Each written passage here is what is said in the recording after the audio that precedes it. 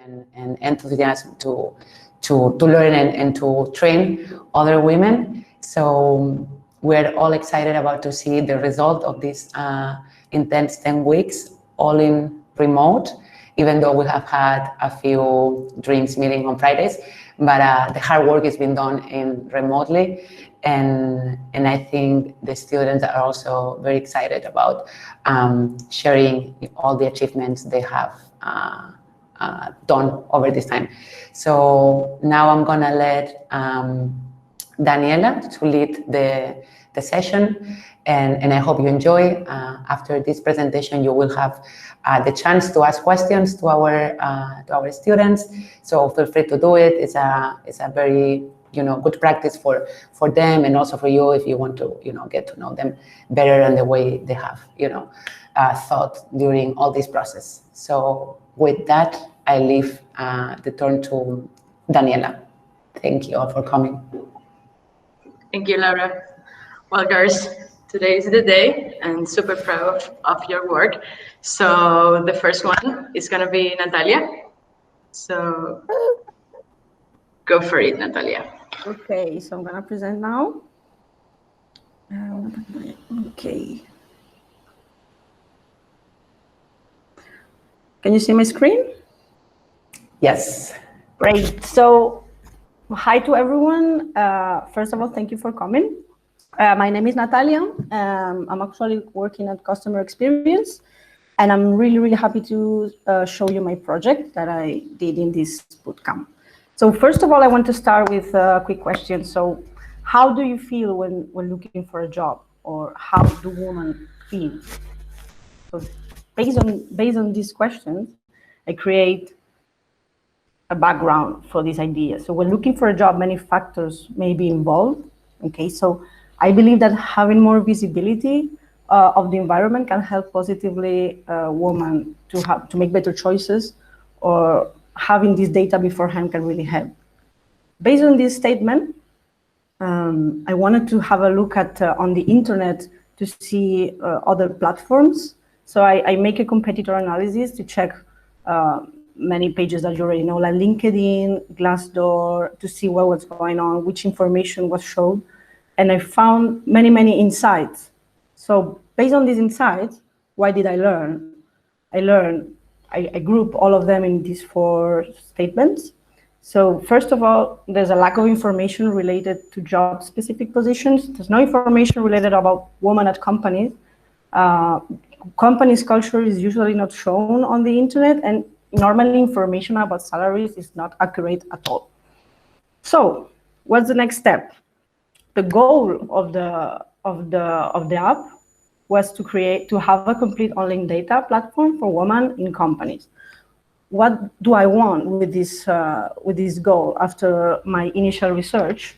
Is to give transparency about equality, give more information, helpful information such as statistics of women in each department, culture, benefits, anything that can help them, and also give transparency for women in leadership.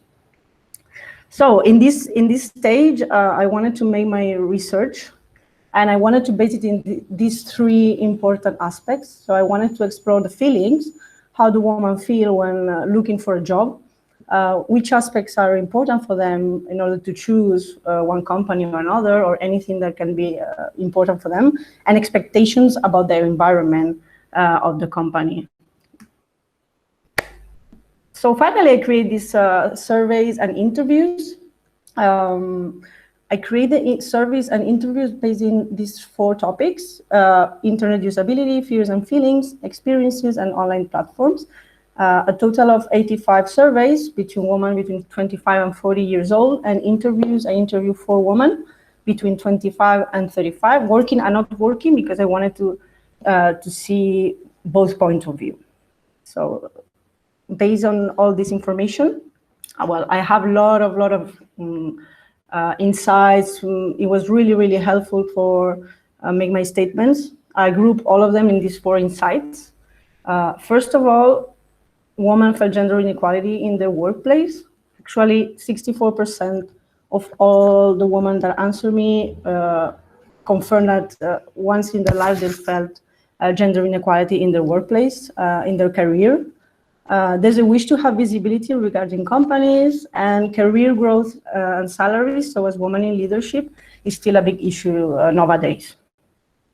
After taking into account this information, I decided to create two wonderful personas that I'm going to show you just right now. So here we have Julia. She's 35. She's head of marketing. She's from Barcelona. She loves the outdoors, social media. She loves to be with her family, but she doesn't have many time because she works a lot. Then we have Camila. She's 26. She's from Mexico. She just finished a boot camp in data science. She loves photography, travel, science, and technology. And based on these two personas, I create two goals for the app. So for Julia, the goal is to share experiences and give visibility to other women in the same situation. And for Camila, was to have more information about the culture of foreign companies in order to move a country. Here's the problem statement. So women want to have information beforehand regarding important aspects. It could be salaries, culture, because they want to have more visibility. Thanks to this problem statement that I found out after all the research, I start the ideation part, but I wanted to define this problem statement and define the how my we that are going to help me to go to the next steps. My how my we in this case is create a platform with useful data, give visibility for women in companies, build trust for women looking for information. And now starts the funny part. So I started to sketch a lot. I made a lot of sketches. I created my user flow after I create a lot of empathy maps, site maps, etc. And then I started to create my design. So my design inspiration, here's my mood board. That's the logo. I choose Hera as the goddess, the strongest protector of women, and the purple as it's a strong color for women too. This is my design system. I choose this color palette. Those are my buttons. And then I started with my first wireframes, which are already started to put some color and decided a little bit how the buttons were going to do. And start my user testing. So user testing, I tested 5 users, the 5 women between 25 and 32. And many things went wrong, like orange color was too aggressive, aesthetic of the company logo, page was too overloaded with information, statistics not well represented, and too many cards. After all the insights after the user test, I decided to change many things, and these are the final results. So I put less information, I changed the orange for the light purple, buttons right in the review section, and aesthetic in general. So now we can have a look to my prototype, and I'm going to present my prototype just here. Okay, so welcome to Hera. This is the app I created based on all my ideas and the research. So first of all, I'm Julia, and I'm working in marketing in Barcelona. I know about this new app, so I want to register and have a look at my enterprise and the enterprise where I'm working. So I create my account. Okay. There's a little bit onboarding, welcome to Hera, search any company and fill up a review. So here I have all the information of the main page. I want to search for marketing. Let's see if I can find out my enterprise. Okay, so here's the main list. I can check also the map. I can sort by, I finally found my enterprise. And I really like it because information is clear. Here's a little bit of details about the company. And now I want to check the statistics. So I have many information here, like women currently working, women working in leadership, employees per department, nationalities, and salaries. So now I want to write a review. Okay, so welcome to your first review. There's a little bit of body too. I want to check again. I'm currently working, yes. So let's go. So I can see that Hera created already a survey. So it's not the empty box just to fill it with all the information. There's by details, there's overall information. There's based on question based on the environment, workplace, colleagues, management, and of course I want to write down my experience. I want to save it, and I'm going to put the 4 stars. Oh, sorry. And yeah, so the system calculate a rate, and then I can go back to my profile. And that's it. Then, after all this process, what are the next steps? So, next steps could be create more important flows, such as benefit and culture, create section skills in the profile that can match with the company, keep working on the aesthetics, and check the way the app can be profitable or how to generate revenue. And thank you so much. Hope you like it, and thank you allWomen for everything. Thank you. Thank you, Natalia. So we have 4 minutes for Q&A. Sorry? So if you have questions to Natalia, please on your microphone and I have a question. I hope it's not too hard. So this is an app for women, right? Because we just want to create a safe environment and just really share everything that it's real and honest for others to get aware of it. And that's awesome. And I was thinking, how would you, if you ever thought about it, if you didn't, maybe it's a good thing to think about it, how would you validate your users? How do you know that they are really women, and how do you know that they are really trustable? You know what I mean? I think in the, the idea, you mean the profiles of who's going to make the profiles and write the reviews, right? Yeah. Well, this is a thing. I was more focused on in this process of how to show the data, but also I believe it's an important fact to check how to validate the trustability of the user. But me in my positive way of thinking, I thought it was like honest to create honest profiles. But I understand it's a thing to maybe to have on the list of the next steps. Yeah, it's a hard question, I know, but it's a thing for you to think about it in the future as well. Yeah, but I think overall, about it. Nice presentation, Natalia. Well done. Thank you very much. You're welcome. okay, thank you, Susanna. Anyone else for a question? Yes, hi Natalia. So good to see it all together. Yeah, can you tell us any learning that was fundamental that you found on the research phase? So that can be, interviewing people, or something that might have changed your initial idea of the project. Yeah, so based on all the it's true that I have many different answers. The question it was a very different range of questions.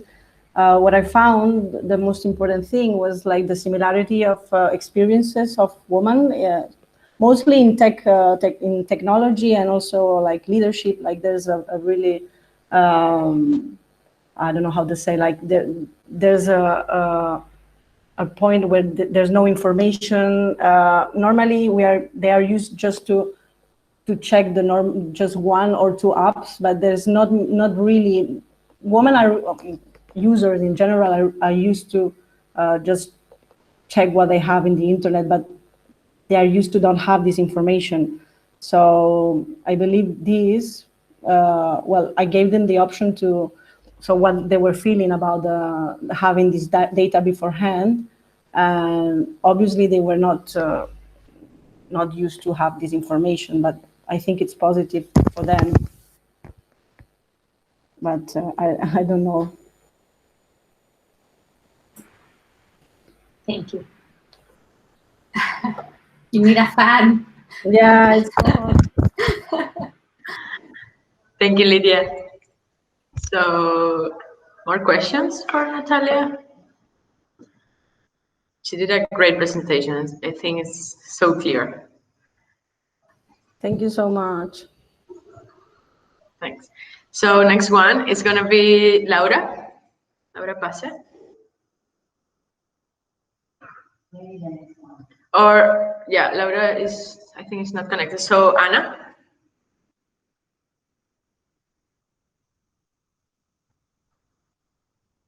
Anna Aguilar.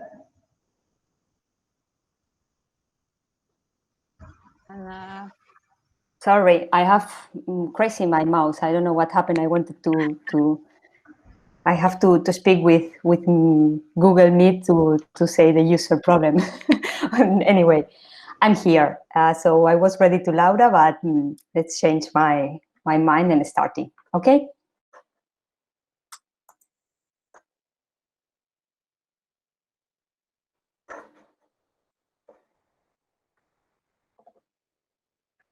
Okay, can you see my screen? Yes. I think Yes. yes. Okay. So welcome to Imago. This is the family planner app. But before starting with this important, with the prototype or with the idea of Imago, let's start with the UX research. This is me, the end of April. I was in quarantine, full job working, and starting the bootcamp. That was an amazing and a very good choice I made. And this is Max, my son, 3 years old, 3 months at home all day long. And in that moment, start the idea. I want to create an app with education and entertainment material for kids between 3 and 8 years old. And with this idea was my hypothesis. Moms need time to work and leave their kids with good tech material that they can enjoy learning by doing. And with this perspective, I made my benchmark. Okay, let's see how the apps offer. I see apps with a very good entertainment material, with a very good structure like library structure. I check other apps for kids that very good user experience and really nice material of learning. And I want a mix of them, and I find some of them, 1, 2. And because was the idea, mix these both concepts. And with this perspective, I start my surveys and interviews. But after speak and after receive the results of the surveys, the majority of my users, that was this profile, mom workers, and with kids, told me that for them was important to create a daily plan, to spend the time and to organize the time with their kids. And as well, the tech, they see the tech as a tool to make offline plans, to make other things, only a tool for them. So with that idea, from my hypothesis to the problem statement, the things change. And I confirm this with my personas. Moms with freelance or full-time job, they need to organize the time, and kids want to make activities, create, and new ideas, and they don't have care about the time. So the problem statement convert to moms want to organize the time and make funny activities with their kids using the technology as a tool. And with that, I start my UE, the visual part. In some of the interviews, I receive lots repeating these words. I want something funny. I need something modern and simple. And let's do something together. I need to spend the time together. And with these 4 words, I made my mood board. That the taste from the kids and from the moms were matching. And looking for images, designings, I didn't find something like match. So I decided to create my own illustrations and create a world of Imago.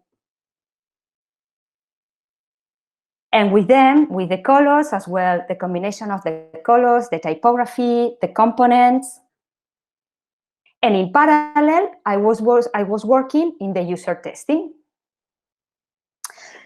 Before I start to sketching, after I see the reviews about the testing, the colors, I prefer to make a user flow, clearly to speak with my users that was really the things they need. And from here, because was full this user flow, I focusing in the red root with 5 parts: the welcome part of the app, the family profile, the part to customize the activities, the family planner, and the settings profile. And with this structure, I start the sketch. And starting the sketch, as I made all the sketch like a puzzle, and I was receiving the feedback from my users, putting everything in order before starting in Figma. And I scanned all of them, and I went directly to Figma to make this sketch prototype in high quality, in mockups, high fidelity, sorry. And here only I want to show you the 5 main points I made in my red root: the welcome, the registration, the selection of the activities, the planner, and the settings profile. And I have the review when they taste, when the users testing this app. And the key insights were 4 main things to resolve: simplify the text of the app, clear frame buttons to select the activities, make a welcome part because the kids need, before to start activity, to say what we are using Imago, how we are using Imago, and why. And the fourth is the navigation bar, make bigger the buttons because not only moms, kids will be the users too to manipulate with their fingers. So we can go to the prototype. So imagine if I am a mom, that I'm a mom, but imagine I'm completely a new user of Imago. And, sorry. Okay. And say, what is Imago? And I explain to my kid what very nice. What is going on? How I will do with this app? Some mom explained me that it's really nice to make plans, and here make me some new ideas I don't have to create with my child. So welcome. Okay, I start. They ask me for the birth. How old is my kid? Perfect. So I put how old is my kid. I don't have another kid. I have only one. So I confirm the name of my kid. No, I don't have another one. So I select, I interest with some of nice activities I can do. I can take a picture, some routines, could write there, and confirm, for example. So with making my customizing plan. Now I'm the mom, my name is Luna, and I put my email and my password, sorry, and I confirm. Okay. Today is sunny. Perfect, thank you. And now I have the activities, I make the selection, customize it here. But I would like to plan something for not today, for something during the weekend. Let's take a picture. How is this activity? And explain me the time of this activity. Let's try to put in the calendar to share with my kid that we will do that. And I put for Sunday, really nice time, okay, and done.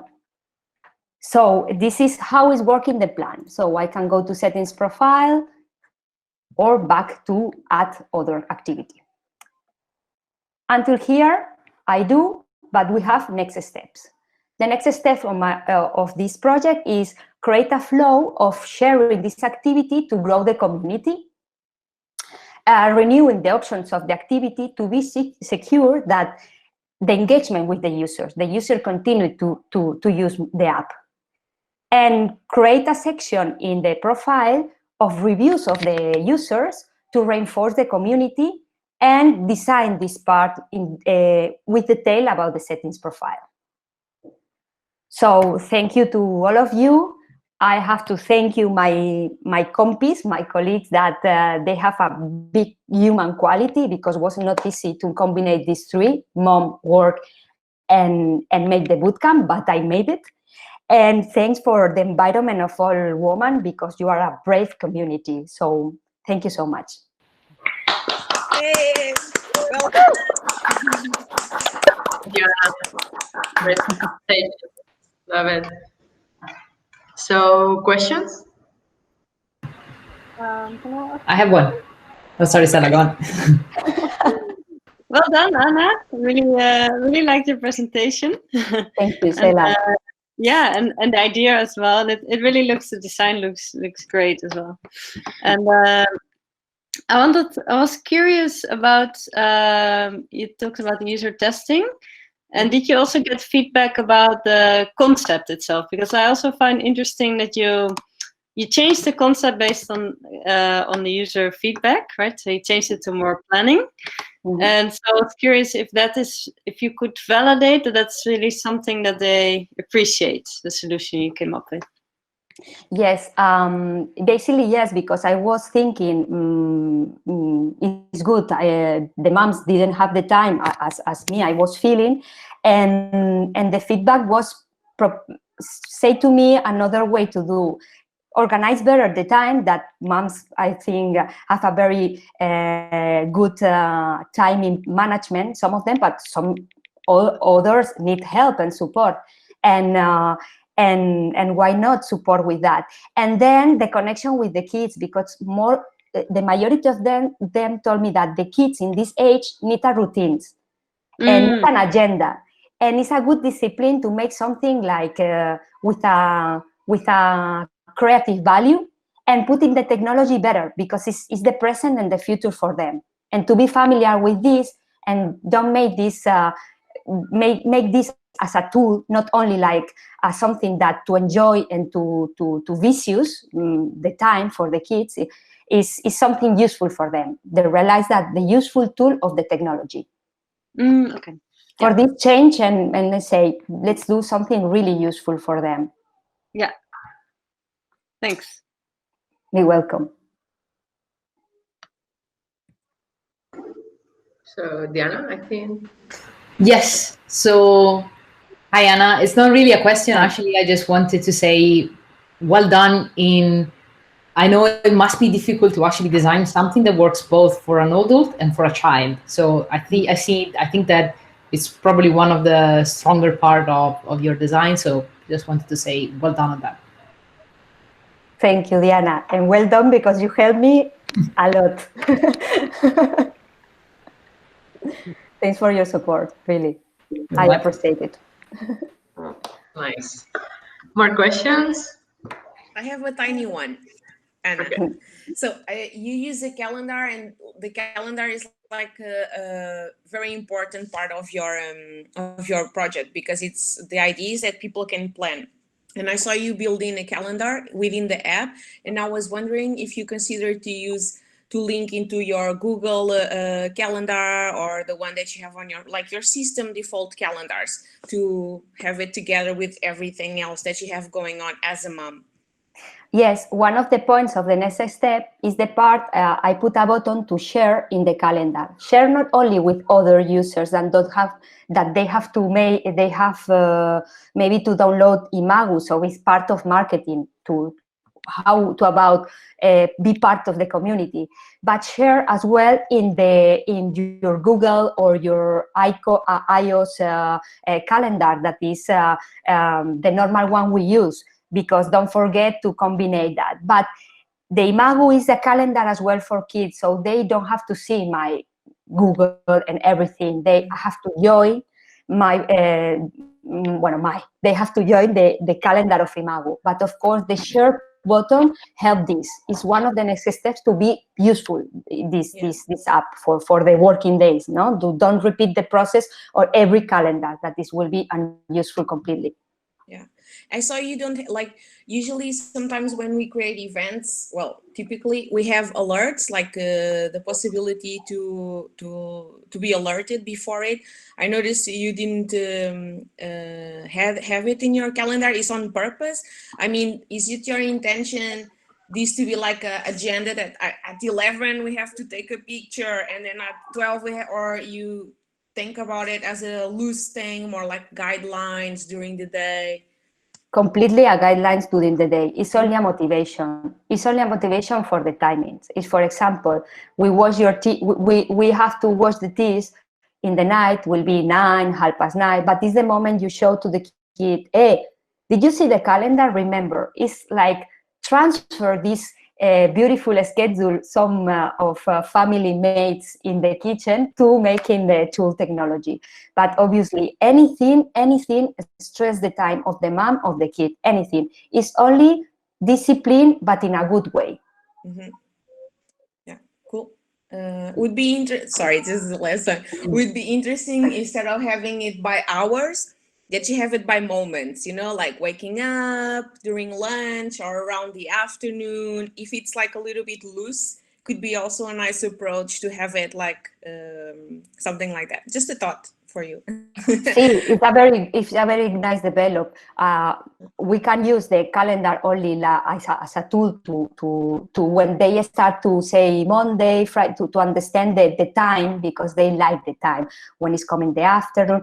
But the other part is okay, because it's kind of sensitive. Maybe adapt this calendar as well with parts of humor, like when we put the moon in the calendar, when the moon position is during the day, during the month, something like that will be very nice. Yeah. Overall, super nice, Anna, and I think you have great storytelling skills. So I think you keep everybody engaged during the presentation. Everybody was, I think, very mesmerized with the graphics as well. So congratulations, well done. Thank you, Susanna, and thank you for your advice. Really, I appreciate it. Thank you. You're welcome. Well done, Anna. Thanks, Great job. Daniela. So next one is gonna be Michaela. Hi, everybody. So presenting. Okay, share. I hope you can see my screen. Anyway, good afternoon to everybody.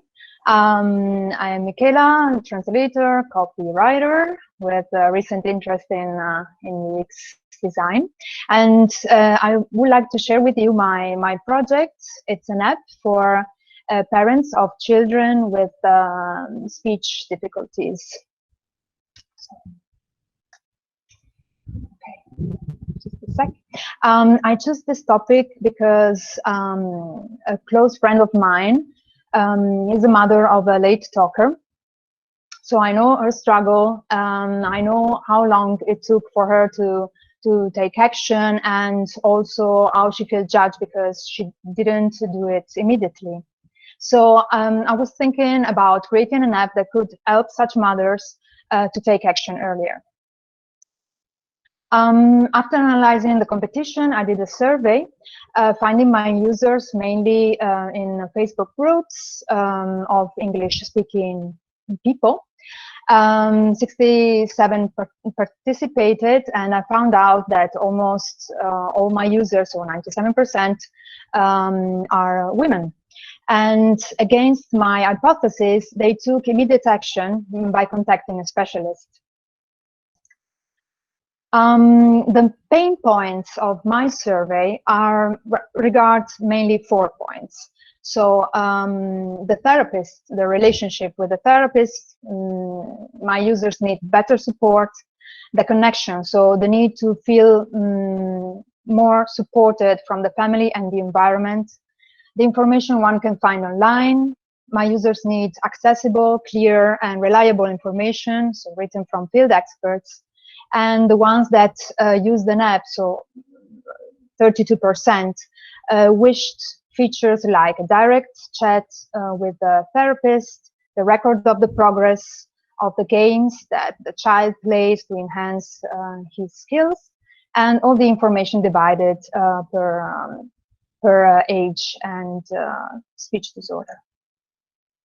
I was so lucky I could interview a speech therapist from Italy, and she stressed the importance of early intervention, mainly for parents who need to know how to communicate with their child. And as regards the apps use, she told me that apps are good to stimulate the child, but they're not specific and they're not good for diagnosis. I carried out 5 user interviews with people from all around the world, from Indonesia to Italy. And the main point is that they are concerned, especially in the case of a pre-diagnosis, because it's uncertain. They do not know what to do, and they feel like a sort of lack of direction, because also of this lack of strong and direct communication with a therapist. To round my research, I also carried out a survey among 6 speech therapists for children and 1 for adults. The main insights. So it's absolutely necessary to have a continuous mediation between the therapist and the child that uses the app in order for it to be effective. And the area of stimulation has to be determined by the specialist and not by from a random speech app. As regards the tests that one can find in some apps of the market that evaluate the skills of the child, the speech skills and his development, would not be considered by specialists because it's simply not reliable. So this is why I decided to not just include it, to not include it in my app. Merging all this information from surveys, interviews to parents and specialists, I defined 4 main jobs to be done, which are, okay, to consult reliable information written by specialists, to find the best and nearest therapist, and manage the content. So the games, for example, that the therapist can activate, share with the parent for the child. To train the speech skills of the child with specific games and keep track of the progress, and a platform where parents can connect with others for information and support.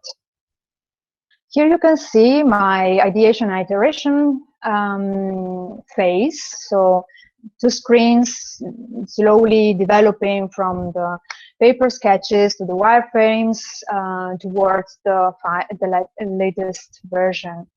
To come this far, user testing insights were absolutely necessary. I received a lot of insights about the information structure, labels, the quantity of buttons, call to action that were mistaken. But here you can see 3 aspects. For example, at the bottom, the review icon that change a lot. The onboarding, where in one screen there were just too much information. There was too much information, so I decided to create an onboarding with 4 screens, and also the logo. After testing with 2 final users, and especially after an inclusive design class, I realized that I had to broaden my target and not addressing only moms, even though they were almost all my users, but I had to include also, for sure, fathers and all the people that are around the child and could use the app. So I decided to call my app Speech Circle, also to remind the users of this circular and continuous mediation between the therapist and the child and the app. So let's have a look at the prototype. Here it is. Let's say my user persona, Amy Brown from Leeds, wants to communicate to find the nearest therapist. So she'll go through the onboarding. She'll sign up, create her account, allow the app to access the location. The home page, she can find the articles and videos created by specialists. Then she can find games, generic games for children, and then she can connect with other people, read in the latest feeds, share experiences. So she will click on Find Specialist to find the nearest specialist.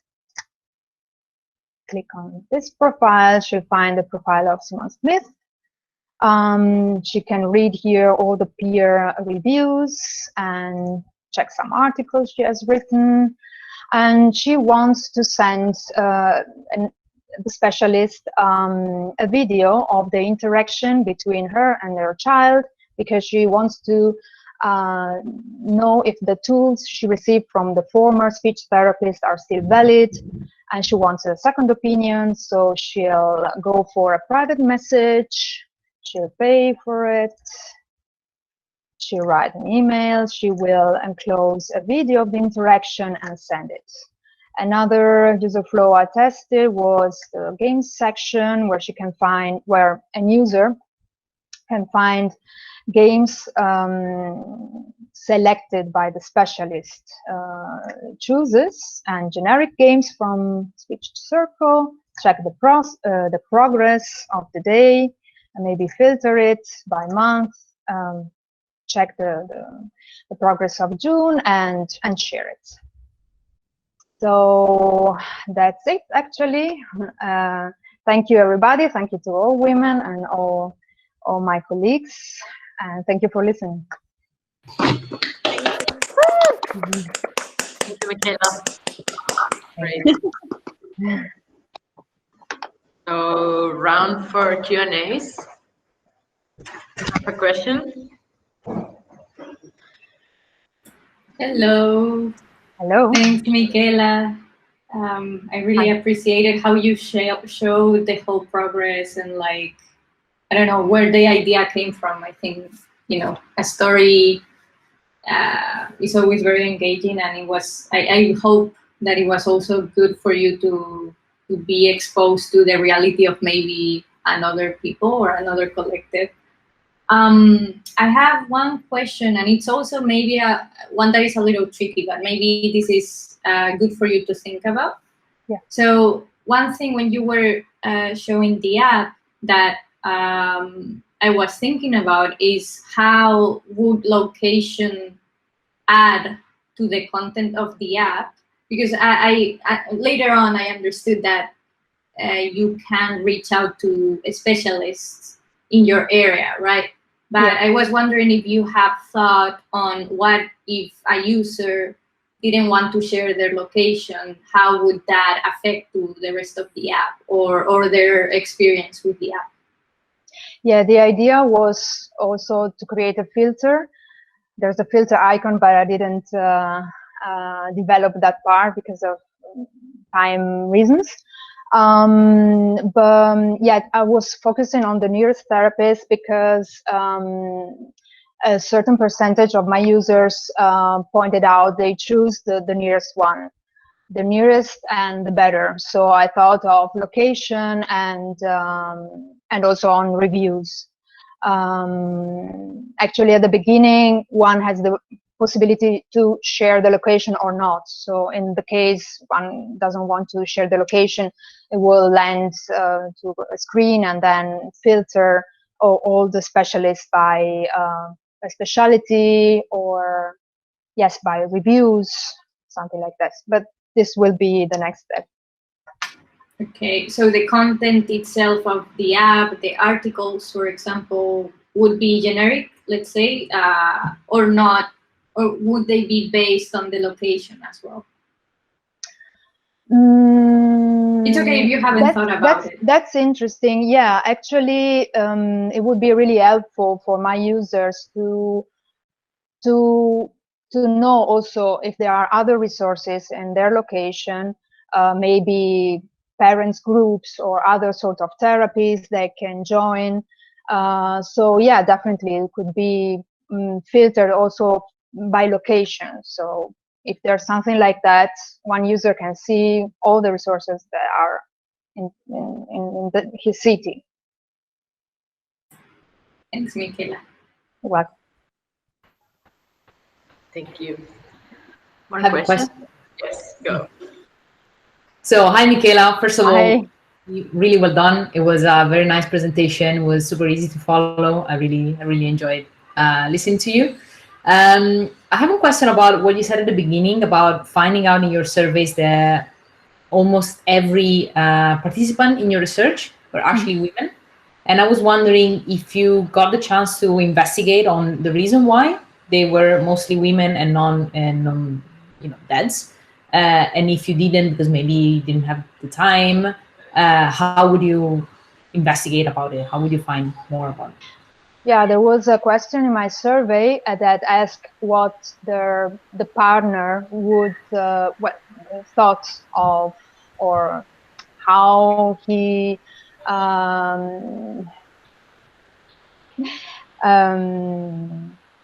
took part in this process, let's say.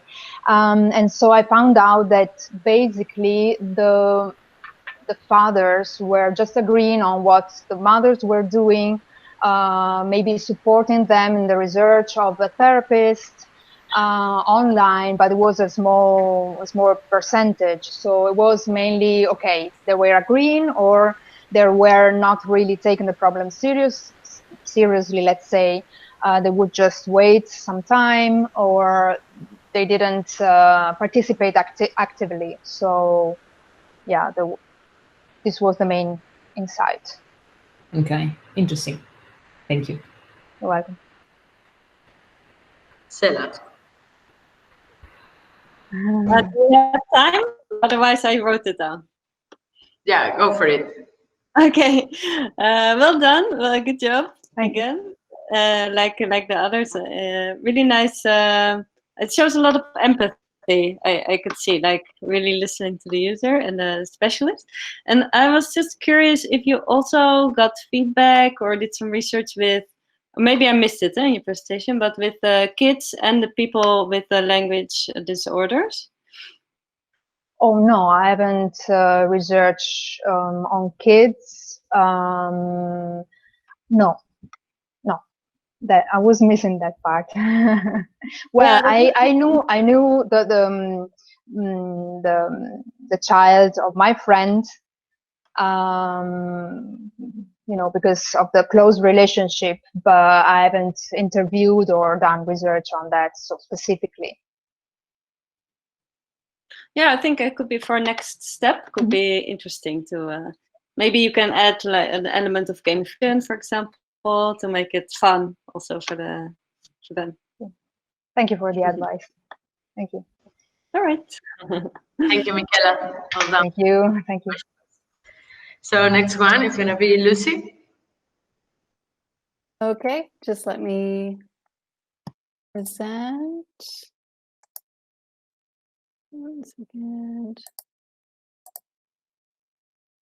Okay, everyone can see my screen? Yes. Perfect. Okay, so let's talk about wedding dresses. So I know from my friend getting married recently how important it is to find the perfect wedding dress. So this was kind of my inspiration going into the app. Could I create a mobile app to make buying a wedding dress easier? So first I had to discover what was actually the wedding dress buying journey and where was the pain point. So I had about 34 survey responses, and I was discovering like where people looked for wedding dress inspiration, where they bought their dress, what they did with their dress afterwards, the whole thing. And then I held 5 user interviews to sort of dig deeper and discover like the emotions and the thoughts behind all the steps of this journey. So before I looked at my research results, I thought that the biggest problem would be that wedding dresses are too expensive. But actually I was wrong. But what I did discover that was super interesting was that for about 64% of the women who answered, going to bridal boutiques to try on wedding dresses was an essential part of the wedding dress buying process.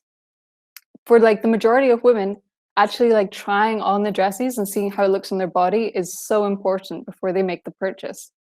And normally the bridal boutique can be super enjoyable and it can be a special moment, but the bridal boutique could also be the biggest source of stress. So here's my persona, the lovely Jessica, and she is highlighting the two main pain points I discovered around going to bridal boutiques. So the first is that the sales assistants in the boutiques, the staff, they could be very pushy. They could be, maybe people felt like they were judgmental, like they were trying to make a sale. You could just make some of the women feel very stressed. You know, they didn't like the staff, basically. And the second main point was that most women wanted to go to a few different boutiques, you know, to see their options, but some would only take you bookings over the phone or by email, and this was just annoying. So how can we help Jessica? So taking these two main points, I started sketching ideas to help. So for the first problem, the booking appointments could be a hassle. I was very simple. I just thought I could have an app where you could see local bridal boutiques, you could see the dresses, you could book your appointments to go and try on the dresses, and you could manage your bookings through the app. And for the second point, feeling kind of pressured by the sales assistant, I thought that after booking your appointment with the app, you could then select how much help you would like at the boutique. So for example, you could say, yes, I would like a lot of help choosing my dress when I'm there, or no, I would like to be left alone pretty much, you know, which is probably the option I would have taken. And then you can also share things like your price range and choose your welcome drink just to make it feel a little bit more special. So my solution basically was an app where you could book the wedding dress fitting appointment. And this was my very basic user flow that I designed at the beginning. So the basic flow is you find a boutique you like, you book an appointment, and then you have 3 questions so that you can customize your fitting experience. So let's see how that looks in the final app. So imagine I'm Jessica. So I want to go try on some dresses on the homepage. I can see all the dresses. I can see where they're from, which boutiques have the dresses. I can also search by local boutiques. Well, let's say I know that I love ball gown dresses. So I want to go somewhere that has like a cool ball gown dress that I can try on. So in the filter option, I can choose the shape of dress I want, ball gown. I can see one I like. Okay, I check it out. If it's cool, I can like it. I can save it. I can see which boutique has this, and I could just book an appointment right now with that boutique. But I'm going to go check out the boutique page. Okay, it looks cool. I like it. I can see where it is. I could go look at all the other dresses, or I could just book an appointment right now, which is what I'm going to do. So after booking my appointment, I can start to customize my experience. Okay, I'm going to have kava when I arrive. I can choose how much help I would like. I'm going to choose to be left alone because maybe I'm like shyer or more introverted. And I can give the price range of dresses that I would like to try on while I'm there. And then I have the confirmation screen. So now that you've seen the final app, I'll just touch on 3 changes I made during my user testing. So the first thing I changed was the homepage. As you can see, on my first design, the first thing you saw was the boutiques. Because it's an app to book boutiques, it made sense to me that that should be the first thing you see. However, when I was testing and I asked my users, go find a boutique that you like, nearly all of them would straight away click on dresses. And I realized that people wanted to find a dress they liked first, and then they would go to that boutique. So it was more important to start with the dresses. So the change I made was now the homepage. I just swapped it around and you can see dresses. That's the first thing you see on the homepage. Another important change I made was adding these icons to the dress filter menu. So there's lots of different types of wedding dresses. There's a lot of filters. But what I had when I first tested with the users is a lot of my users were getting confused about what all the words meant. Like, for example, they didn't know what a mermaid dress meant, for example. So what I did is I just added these icons next to the words. And as soon as I did that, it was super helpful. After this, everyone in my user test could immediately identify the shape of dress that they wanted, and using the filter menu was so much better. And lastly, this was my initial design for the questions. So after you book your appointment, and you can customize your fitting. And I had a really good response from my users about the questions. The more introverted users especially really loved that there was an option to be asked to be left alone, essentially, in the shop. And people really liked that there was an option to choose your own drink because it kind of felt fancy, it made them feel a little bit special. But I did also get feedback that it felt a little boring, that you start the app and you can see these beautiful pictures of dresses, of boutiques, and it's all exciting and you have this fantasy. And then you book and then you just see text and it's kind of boring.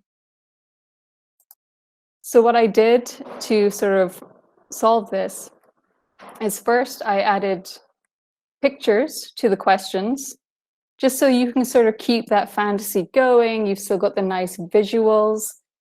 And then I added this soft lilac color, again, just to make it feel a little light, a little fun, a little fresh. And I reduced the text in the questions just so that you could get through the questions faster and it would feel like less work. It could just be a quicker experience. And to just quickly talk about the design, the visual design.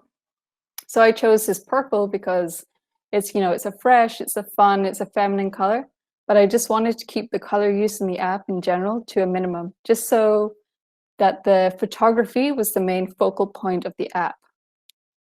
And the same with the text. I wanted to keep it super minimal, super clean.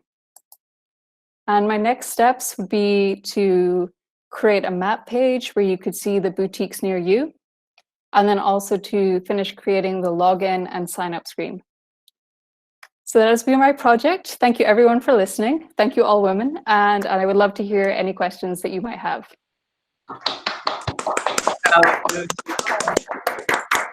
Been married, but now I want to get a dress.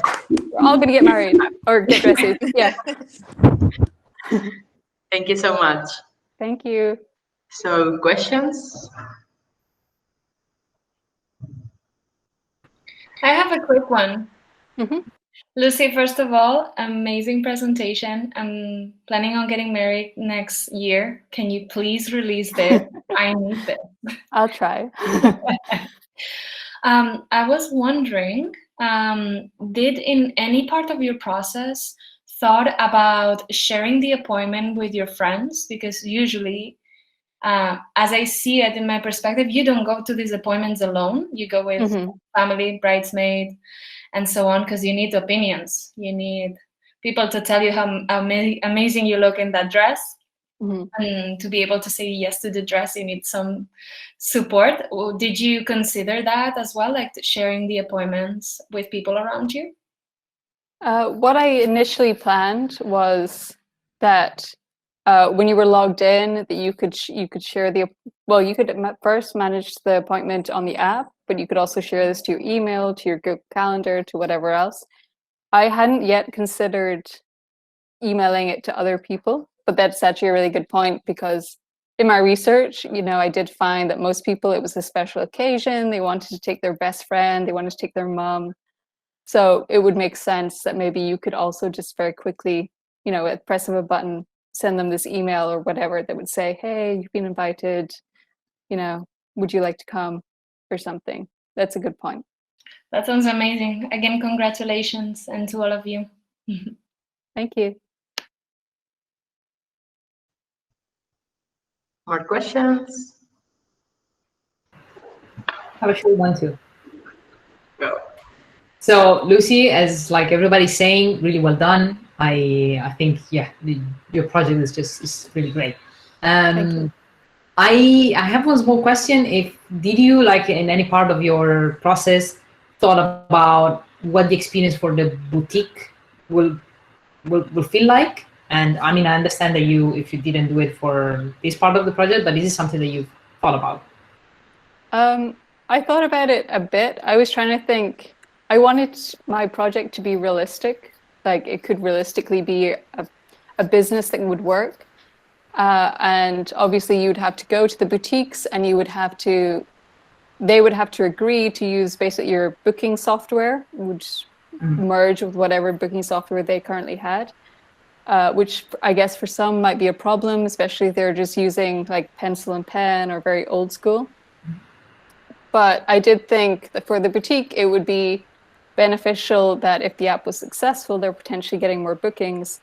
And if the brides are happier, like I said, especially the more introverted brides that like this option of maybe be able to choose to be sort of left alone a bit, it could potentially increase footfall into their shop, and happier brides are maybe more likely to buy. I feel like it would potentially be beneficial for the boutique. But kind of a guideline for them to treat their customer in the proper way. Yeah, not everyone's super extroverted and wants like, a stranger, with them so closely. Nice. Thank you. Nice. Okay. One last question for Lucy, if you want it, or if you have one.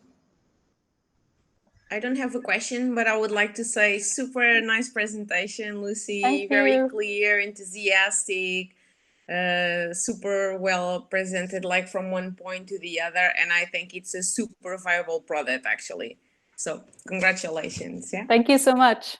Thank you. You're welcome. Yeah, Lucy, great. So next one is gonna be Claudia. I want to get married now. I want to present. Okay. I am Andrea Chomiak. No, sorry, I had technical issues with my computer and I'm here in Andrea's house. So I'm going to share you my screen. Can you see it? Yes. Perfect.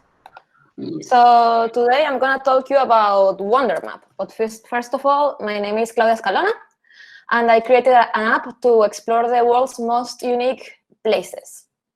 First of all, I cannot see all your faces, but I want you to raise your hand if you like to travel.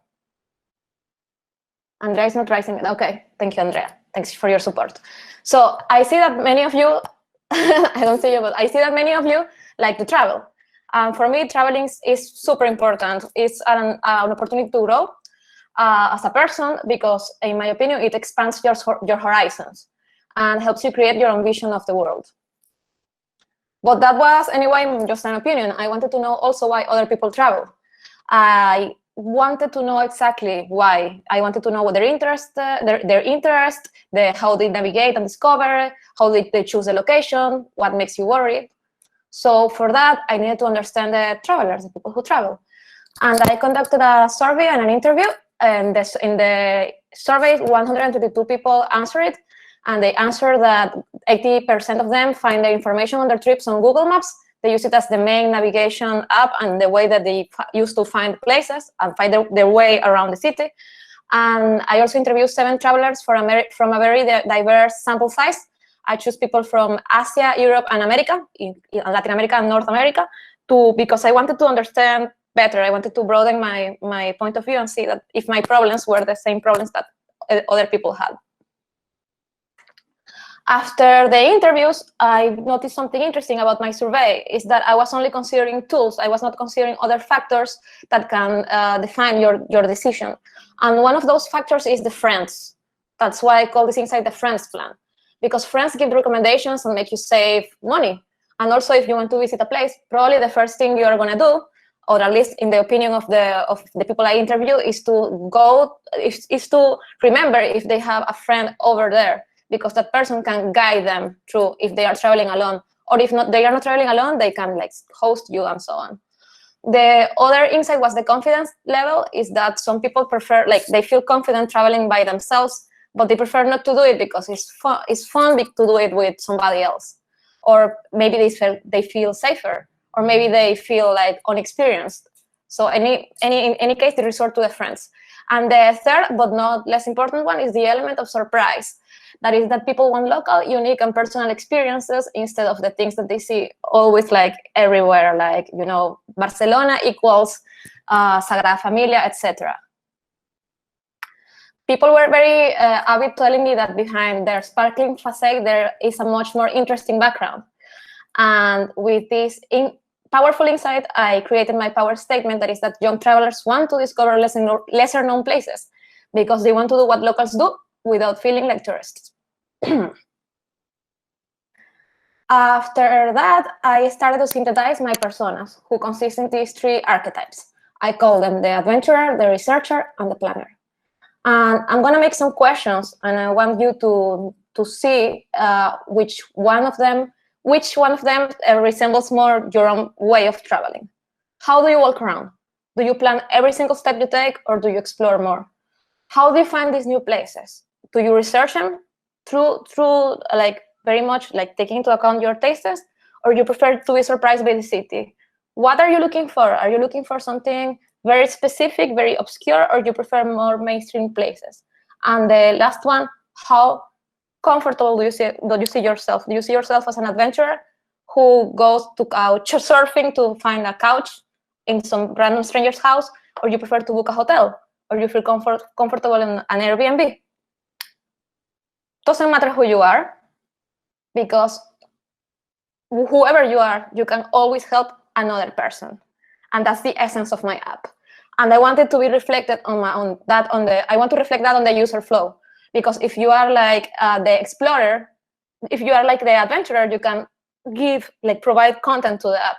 If you are more like the researcher, you can be the person that curates that content, that makes sure that the things that are there are important and actually are going to help other people. But if you are more like the planner, you can travel with only one tool. You can use Wonder Map to see where the things are, and also use it as a way to plan your trip instead of an endless Google Sheet document. So facilitating the exchange of information about lesser known places was the job that my app had to do. Well, it wasn't so easy, because in the beginning, I started brainstorming to see which kind of features the app should have. In this case, you can see a very slight orange route, in which you start with yourself, you creating your profile picture, and then ends up with sharing the content with your friends. But it was not as simple as it sounds. My thing looked like Frankenstein, so I decided to prioritize the flow and the features using the must-call method, with the must, should, could, and want. First of all, it needed to be a map, because of the thing that 80% of the people say on the survey, and then I started from that point. Fail fast, fail again, fail better. How? I learned this in the architecture school, that sketches are always like the soul of your project. When you start sketching, you can reject your ideas quickly. You can have a cemetery of ideas, and you can ideate, and you can detach yourself completely of them. So that's what I did. I created a paper prototype that I was just discarding crazily, and also taking pictures and uploading it on Figma. Because of COVID, I couldn't test it as I wanted.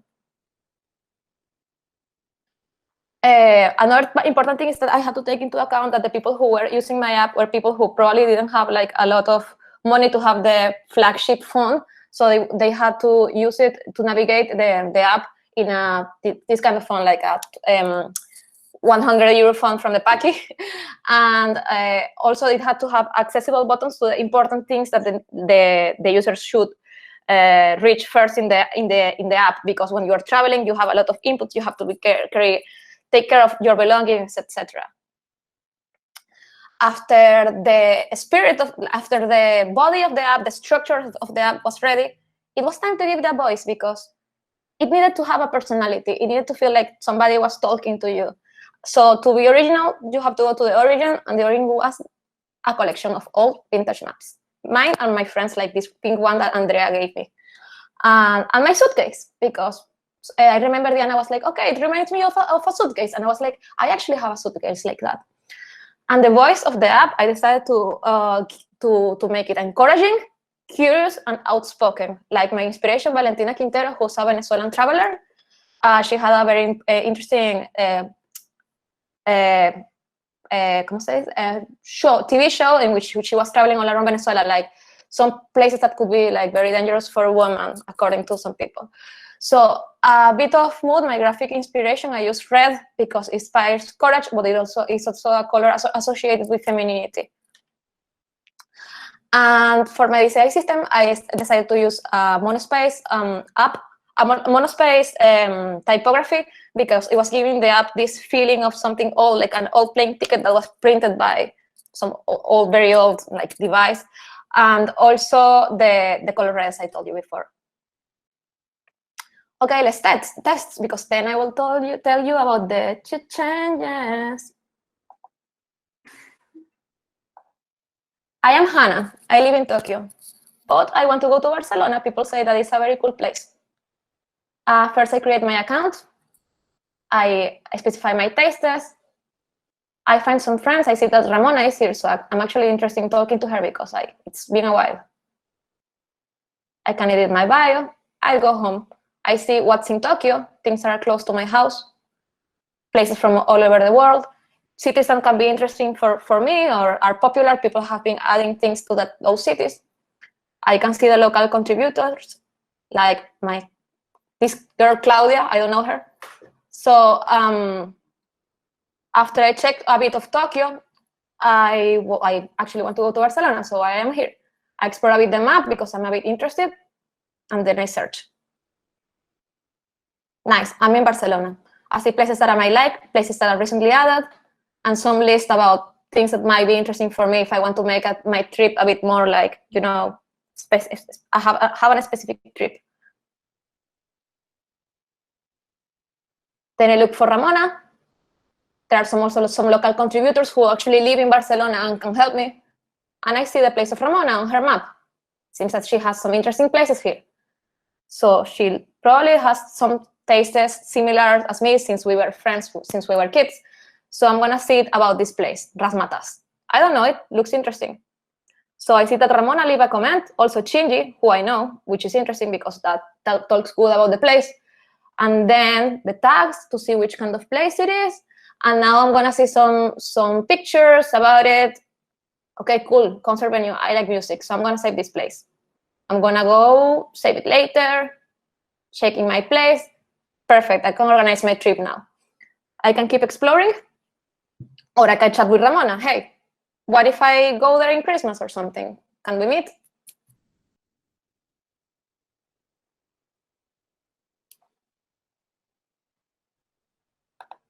Changes. Okay, iterations in the model.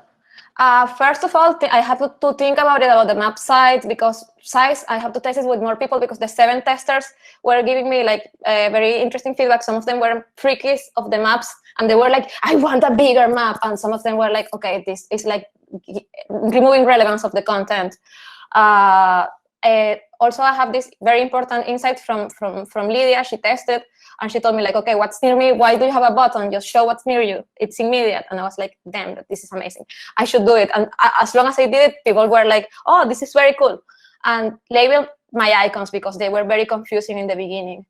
Also, the empty screens to reduce the user's frustration when you don't have anything saved there, and some suggestions to add to your actual list. And some places where the horizontal scrolling was not always good because it was actually hiding the information about these interesting places. Also, I added some pictures, I added more comments, I added the floating button for iOS so you can add your place at whatever point you are in the scrolling, tags to filter, and some interesting thing that the people say to me about the look and feeling, because after this last iteration, I asked them like, how does it make you feel? And they were giving me saying interesting things to me like, okay, it gives me a lot of nostalgia. It reminds me of something, but I don't know exactly what. They also felt good because the app was not giving the information directly to them. They were exploring about interesting places. And they also felt that the thing was very unique. And to end my presentation, this is the thing that I want you to take home. That is that curiosity is not always something that you take for granted. Sometimes we as women, for us, curiosity is one of the forms of feminine bravery. So thank you very much. And now time for some questions. Claudia, I love it. I love that you take in count every detail, like all the heuristics, putting the labels, like in every phase of the experience. Nice. So, questions? Please. Hello. Hello, hola, Olivia. Yeah, it's so good to see it. Final looks amazing. Well, I loved a lot of things, but you will get my feedback. But I was curious about knowing that you are a traveler.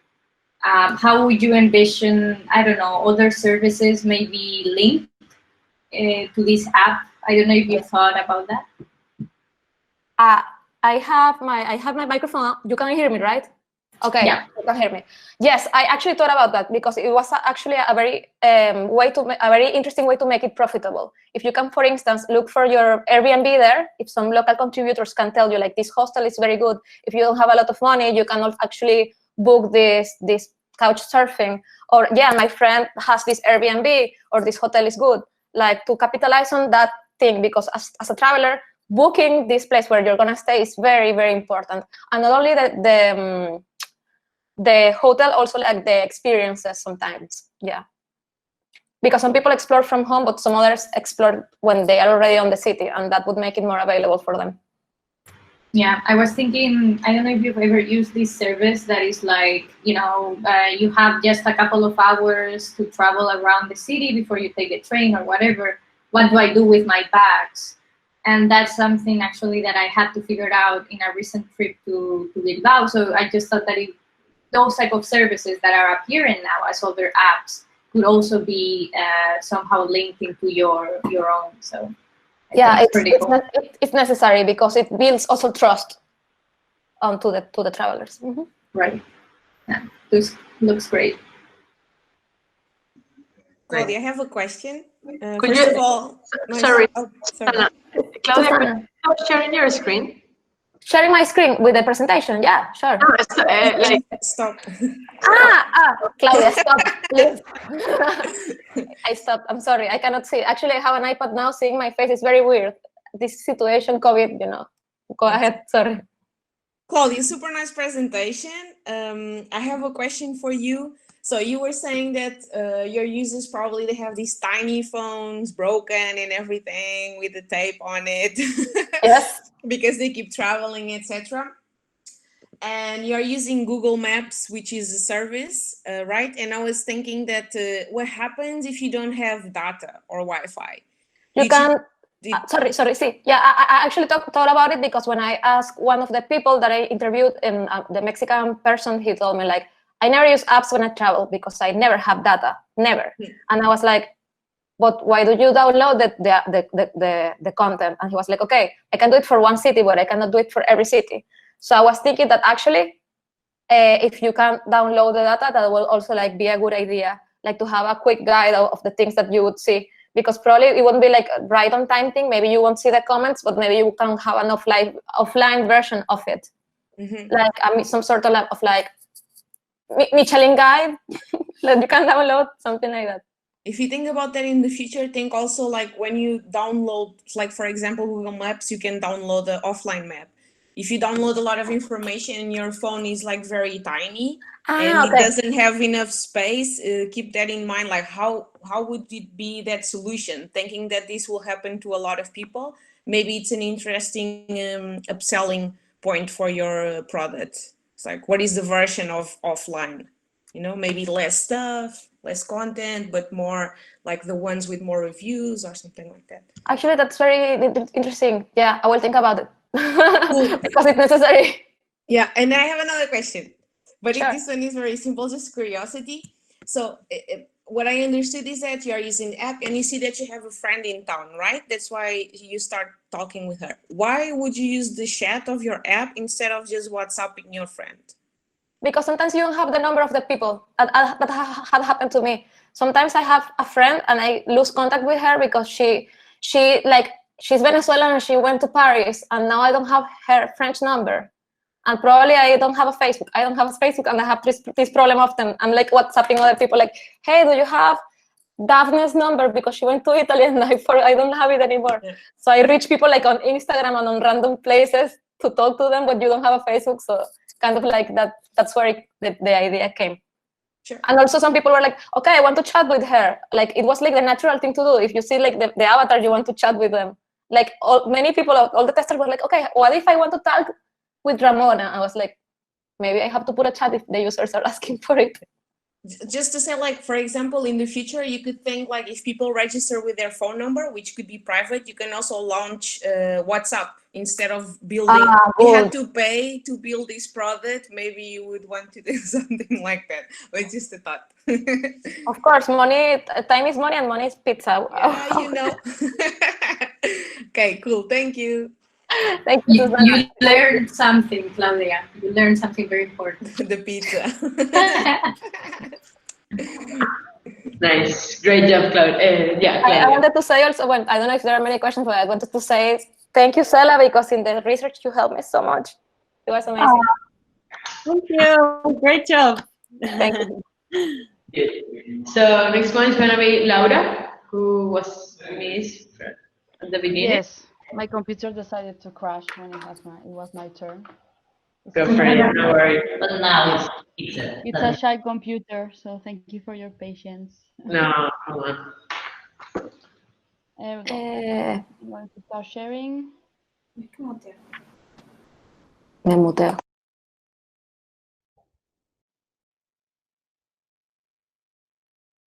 You see my screen? Yes. Yeah. Perfect. Well, so hi everyone. Thank you so much for being here. This is a really big number of people in the meet. I'm Laura Patel. I'm here to present you Kaleidoscope, my project, and to introduce myself as Laura and also my cousins. So here you can have David, Mario, and their older brother Didac. They are the reason why I started this project. David identifies himself as a trans male, and Mario currently identifies himself as a gender fluid, non-binary teen. So, as you can imagine, they're pretty young, and when all this started already like 2-3 years ago, I would like you to try to, I don't know if you have anyone to relate in your entourage, but try to think, what would you do if someone reaches out to you asking for help, telling you that they have like gender identity issues or this kind of doubts. So with their mom, they went to the official bureau in Barcelona that handles trans issues and helps the trans community.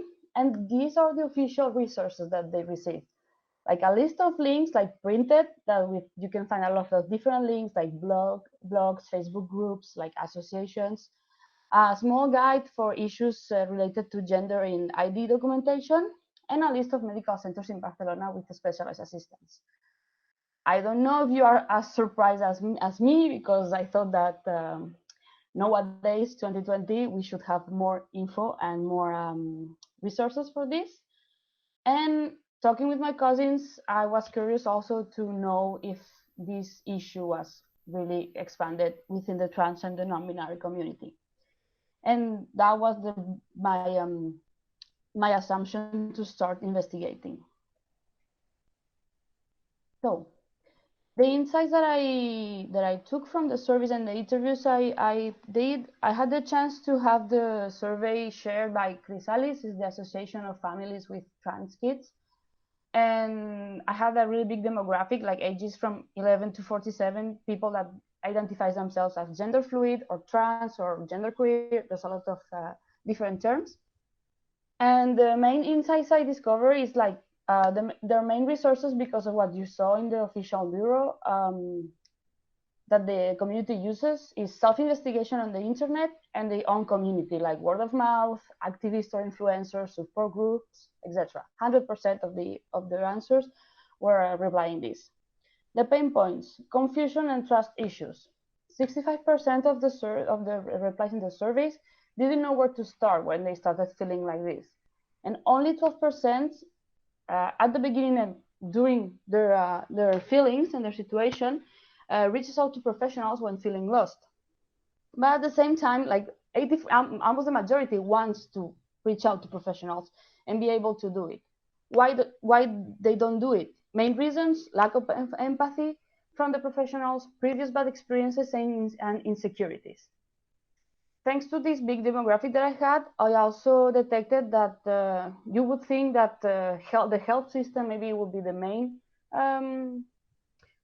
field that they would be interested to receive support and help. But in the youth it was like that, but more trans adults and trans families, both trans parents or parents with trans kids, were more interested in other things like employment, legal support, and family support. So based on all this, I questioned myself, like, how might we help the trans and non-binary community to find reliable and specialized help in an easy way? And we would do that with information availability, increasing this gathering and organizing it, increasing the reliability of the professionals by recommending them for and by the community, showing their expertise and their specialties, and building trust with these professionals, showing their involvement in the community, because this was a really pain point also. Like, lots of people is like, okay, yeah, this is a lawyer that can help me, but how much this lawyer has already helped trans people, for example. And most importantly, last but not least, open a way to directly communicate with these professionals. And with all these insights, here are my two main personas. We have a team. They use the pronoun they, and they define themselves as non-binary and gender fluid. And their main goal is to continue understanding themselves and their different options according to their identity. They understand it can be fluid, so it can change. And also we have Jane P. Johnson. She's 41. She identifies herself as a woman or a trans woman because she has this activist side. And in this case, one of her main concerns will be to start a family with her partner. Okay, so why Kaleidoscope? Kaleidoscope is what I built to try to find a solution for all this. And Kaleidoscope came because, for one side, the butterfly is a symbol that you can find a lot in the trans community. It's a symbol that in different cultures represents life, resurrection, change, hope, and basically personal transformation. I think you can see how it's related to the trans community. And I thought, okay, so the base of my app is going to be the community. And how do you call a group of butterflies? And funnily and poetically enough, a group of butterflies is called a kaleidoscope. I hope you learned this as I learned doing this research, because I really like it, this word. So my sketches. The images are loading in my computer, is super slow, sorry.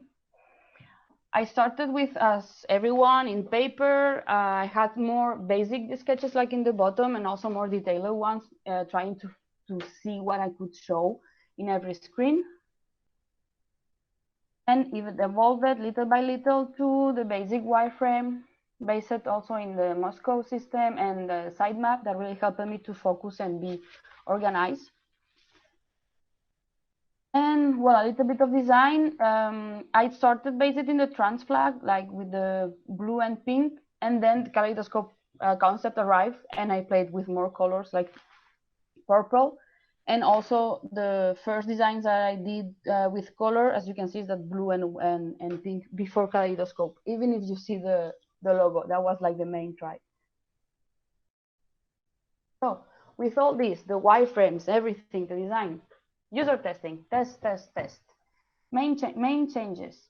The search engine is what changed a lot. Like it became more simplified every time. The recommendations designed as quotes also helped, because it was confusing at the beginning with the professional picture. One of my favorites is the highlight of the recommendations by friends, because this app, it developed and started to become like some sort of social media. So if you can see recommendations from the trans community, why couldn't you see recommendations by your friends if you are connected through the app? And also the search results and filtering. The chips didn't really work at the beginning. It was like too much information in the screens. And funny enough, as a fun fact, the filter category gave a little bit of problem from users that weren't from the community, but not from those from the community. Like the categories like age, identity, physical health, mental health, trans rights, etc. Things that it's a reality for them more than for us. So user flow. I focused in the main goal to find a professional and send them a message. This message can be to start a conversation with them until you feel comfortable to book an appointment with them or to book an appointment. And let's go to see this flow. So I'm Jane. I already know Kaleidoscope, so I'm just going to log in. Because as in my persona, I want to start talking to have a kid with my partner, and we are thinking about adoption, but we're not really sure. And also, I have some questions about if, in any case, there's any influence in my treatment, hormones, etc. So I just want someone to talk about it. So I enter the app, and I see that there's three main categories. Like, what do you want to do today? Okay, so I want to look for information and help. I want to share and recommend, or I want to set up my profile that it's halfway there. I'm going to look for information and help. And I'm not sure how I feel. Okay, open our chatbot to give you some advice. That's cool because some young people doesn't really know how they feel. I'm going to, oh, there we go. But I want to look for a special professional. Okay. Recent recommendations. Oh, that's nice. It's not like a review, it's like a people recommending. A lot of empathy. That's cool. So let's go for a gynecologist. Okay, a lot of results are here. Wow, 100. Okay, mental health, legal assistance. No. I'm going to filter a little bit more. Identity. So I'm a trans woman. That will be. And I know I'm going for physical health. Okay, oh, gynecologist is already there. That's cool. Oh, midwifery. That's going to help with questions related to kids. Okay, 23 results. That's cool. Oh, 3 of my friends recommended Susan Smith. I'm going to check her out. Susan. Okay, so Susan. About me. Susan Smith. She thrives to help the trans community in every way she can. And she specialized after her graduation. So, oh, that's cool, from 2004. Oh, and she writes about the health system in Spain, also in Catalonia. So it looks like she's pretty involved with this. Recommended. Oh, there you go. The recommendation from my friends. That's cool. Okay, let's see how I can contact Susan. Phone, email, the office. Oh, that's so pretty far away from my home. Okay, I'm going to send her a message. Okay, Susan usually responds under 12 hours. That's cool. Okay, I'm going to send her the message. There we go. So I want to make an appointment with her. She seems cool. Some of my friends recommended her. I'm pretty sure about what I'm looking for. So that will be all. I will wait for her answer. Oh, and it looks like I have messages. Oh yeah, Mark contacted me. Oh, wow. So I've already sent my message. And after this, next steps, really quick. Spoiler alert, test. Always testing is what I learned in this project, is you need to test at the maximum. I would like to improve the information architecture and the content, because information is the main reason, like reaching out to the information is one of the main reasons of this app. I would like to develop the recommendation system, and also maybe working in an ambassador figure, like validated profiles and maybe activists or other professionals that have a really nice impact in the community that could have this ambassador figure. Visual designs, I will also work in illustrations for maybe an onboarding. The hamburger menu that I didn't show you because it was like halfway there. There's a lot of information in this app, and the hamburger menu worked better than just a navigation bar. Again, test. And to end, dream big. I would like to talk with associations and group supports for collaboration and investment in this app. In fact, I reached out to associations for the surveys, and the reply was super nice. And then a couple of them told me like, let us know how it goes. But it was like super generic, no investment or stakeholders proposals yet. But who knows? And that would be all. Thank you so much. Do you have any questions, feedback, anything, please?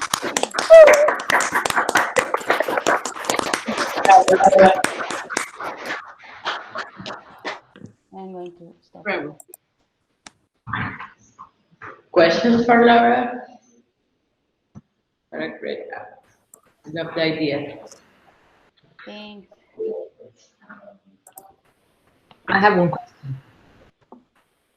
So first of all, well done. And I really hope, like, please keep on dreaming big, because I really hope that these will actually go through, and especially according to the documents that you showed at the beginning, I'm sure that it's gonna make life of a lot of people much easier. I have a question about the UI, and I was curious. It's more just why did you choose to have a playful UI and playful colors? And have you thought about the possibility of making feel people maybe they're not in that mood, for example? Is it like, if it's something that you have thought about, of being in a less playful mood? And just curious about what made you decide to have a playful and colorful UI. So thank you for your question. It's very interesting. From one side, I did consider the users that weren't in a good mood, because I did have this option to try to be guided to use the app in case you don't know how you feel, you don't know how to start looking, because I did have a lot of insight about that. But I didn't connect that with the UI. Honestly, I didn't think about that. The decision is mostly because my base at the beginning, even without even anything developed, it was like to use pink and blue, or different tones of it, because of the transfer, basically. Okay. Then the kaleidoscope came in, the kaleidoscope concept, sorry, and the kaleidoscope, yeah, it's colorful. Technically, it's colorful and playful. So I haven't thought about it. I wanted to keep these colors because I do consider it's a really serious issue, or how do you use the app, but because it was also becoming it has this side of social media ish. So that's why, like, everything made sense for these colors, but I didn't think about that kind of users, like the relationship with the UI. No, but now actually that you're pointing out the fact that this is a community, that then I also see the importance of being a little bit playful. So yeah, I was just curious. No, but it's super cool. Thank you, Diana. Hola, Laura. Hola. I really like your project. I think it's super important, and I hope you're able to take it farther. And maybe on that note, something that I was thinking, and because I think on how to monetize games, right? I was thinking that maybe it could be a good way to get more collaboration or buy-in. Could be actually to offer, I don't know, there might be an opportunity there where, through micro donations, you can also engage the community that this app is destined to, but also at the same time, organizations that are supporting the trans community. So maybe there's a way that you can bridge the two, and keep a little bit of that as a funding. I don't know. It was just an idea that came through my mind. Lots of pizza. Yes, money is pizza. So yeah, just something like that came to mind. Yeah, but I like it because at the beginning, we're talking about investors. For example, with my boyfriend, he was like, "Yeah, you're not going to find that much investors. You're going to ask for I don't know how to say it in English, like ayudas or like free donations, something like that." And I didn't think about that, like micro donations and looking for funding, because that's the thing. Like, it's a little bit complicated product to keep pure, like without ads and things like that, and having stakeholders or investors in it.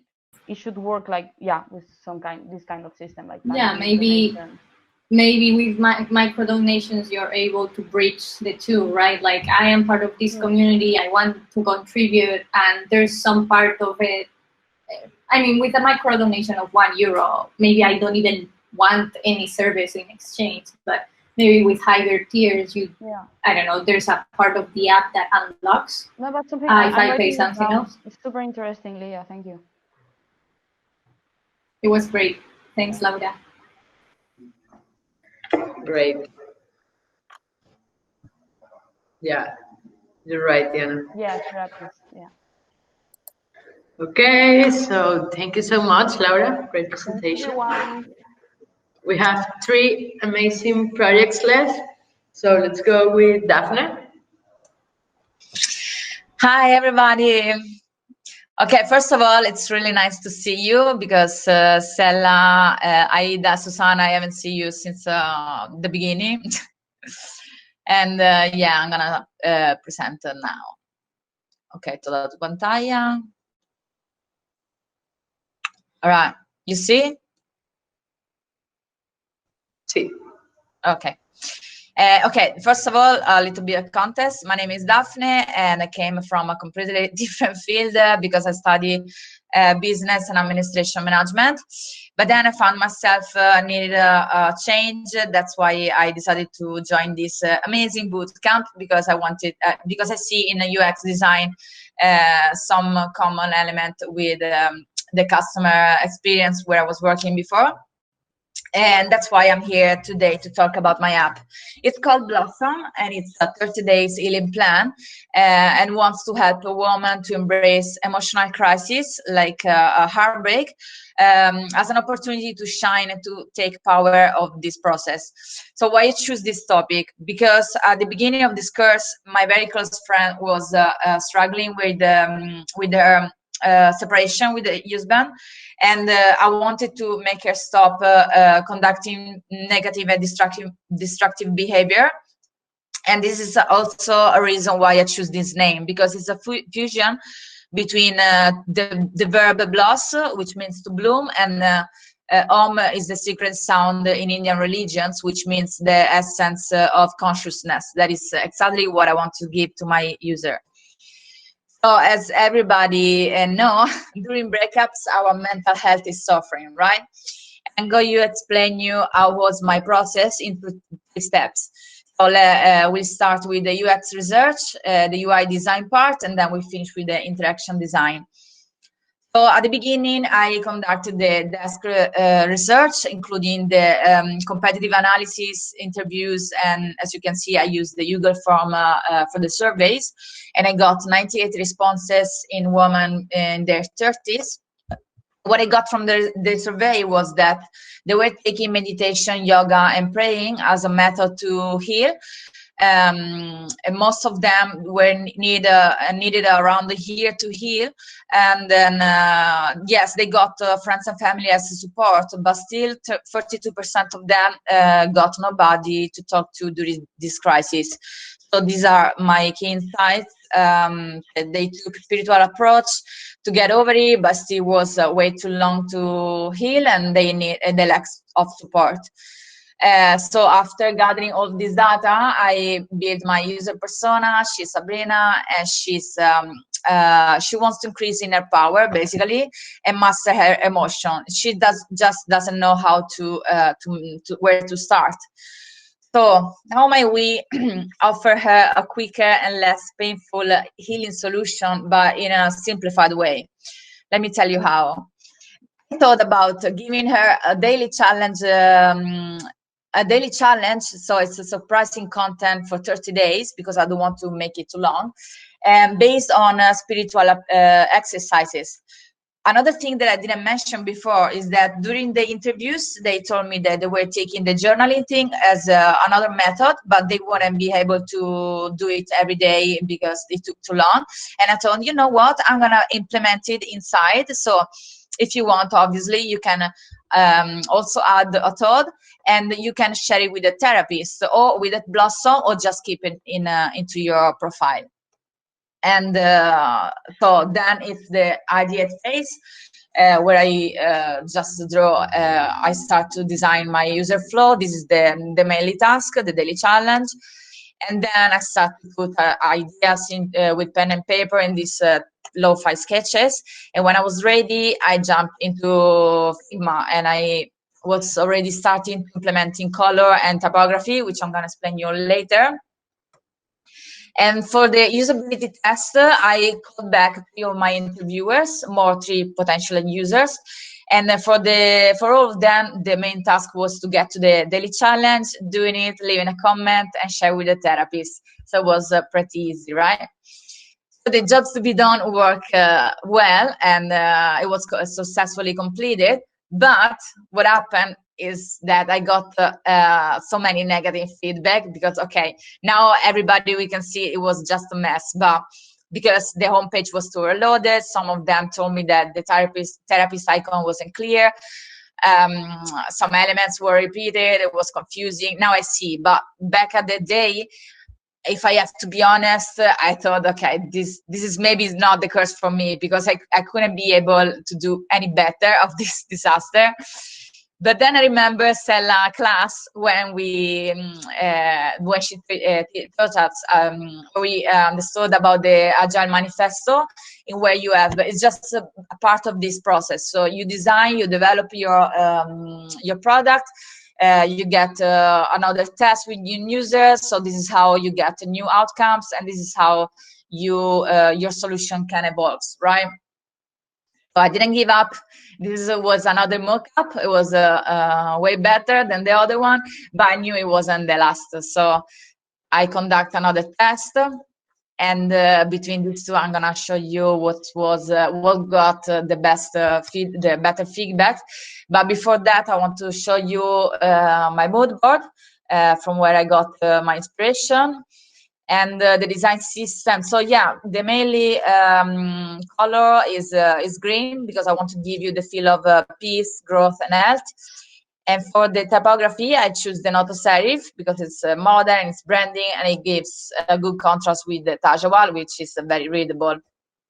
Now let's jump into Figma, and I'll show you my boom. So there are three screen for the onboarding, where you just explain, the app will explain you what it's about. And then this is the page, the screen for the sign up. Let's say Sabrina always sign up with Facebook. So this is the main page, right? You can see the daily challenges on the top. And then if you scroll, you will see secondary categories with other topics. And then, so let's do, so for instance, Sabrina, she's already in day 5. This is the exercise for today. So she will read it, she done it. Okay, this is the explanation about what she just did. And then she can also save this exercise into her profile. And if she want to add the comment, the thought, she will say, she will decide to share it with just her, like in her personal profile, or with the therapist, let's say the therapist, or with the community. Okay, let's say something. This is what she was thinking. This is the list of therapists. Okay, Sabrina was already comfortable with Dr. Nora Jones, which is online. So let's select her.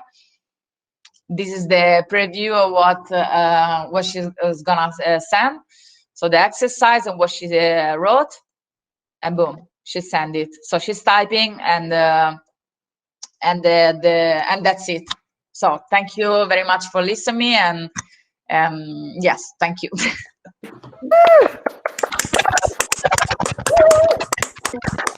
Great.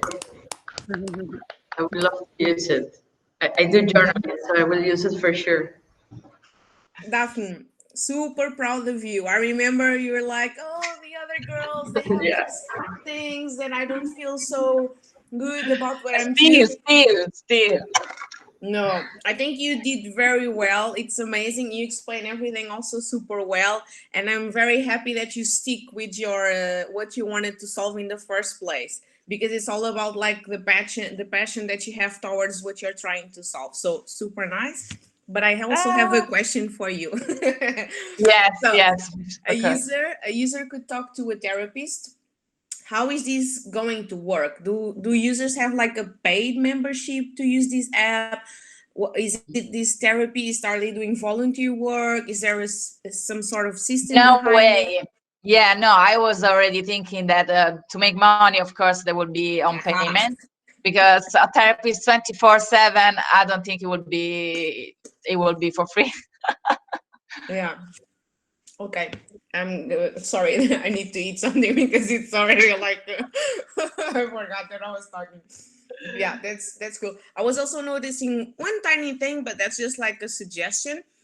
So if a woman, or this could also be for men, right? Or Yes, at the beginning it was just for women, but then of course everybody go to the same. So everybody suffers with everybody. life. So it's. I was just thinking, like, if people are like suffering or they are emotionally a bit unstable or something, maybe name it challenge daily. It's kind of heavy. Maybe I was just thinking maybe it should be something a little bit more light, like your daily treat, or your care, like 5 minutes to care. I don't know. Like, I was just thinking the approach, Something or sweet. the tone of voice could be a little bit more Daily booster. This is good name. Yeah. on the other side, instead of because a challenge, of course, it can be positive, but mostly people think about it as, oh, I have to put effort. And if people are already, yeah, so I would look into that as well, to play a little bit on the way you talk. I think that will be super important for your product. Yes, nice idea. Yeah, I haven't thought about the challenge word. It wasn't too hard. Okay, that's it. Thanks. Great job. Yeah, thank you. Thank you all of you, because all of you know how much I struggle, especially Diana, when I was crying, like, I don't know. So thank you very much, everybody. Daniela, and this bootcamp was amazing, and all the girls are amazing too. Yay! So much love. You are I have one question. We love Daphne. you. All right. Sorry, you can't relax. Maybe I missed it. I was wondering, so the research you presented at the beginning was your own research, or was it something that you were... I did already the competitor analysis and the interviews, but to be honest, what I got, so all the insight that I thought about, most important, they were from the survey. Okay, because I was thinking about, and maybe it was the way you framed it. It seemed like it was a lot focused on, regardless of the gender, on their 30s. So I was curious about why that age, if it's just the age that you got. It was open, Okay. but then I did an average, and it was just a casualty that were on their 30s. I think because we got the heart most breakable. Okay. Yeah, I was just wondering if it was something that you decided on, and why, or if it's just the result. A lot of 50 years old women as well. They answer me, and from America and South Africa as well. So that's a good test. Okay, that was my question. I think it looks great, and you should be very proud of it, Daphne. Thank you. Great job, Daphne. Bravo. Okay, so next one is gonna be Sophia. Yeah, I'm here. Okay.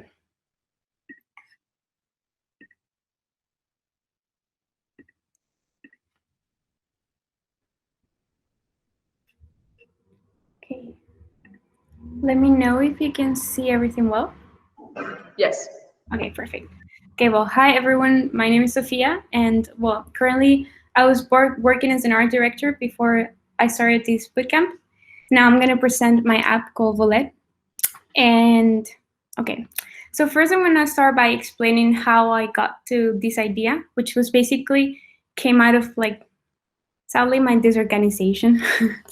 And it was because one day I wanted to buy my mom a gift.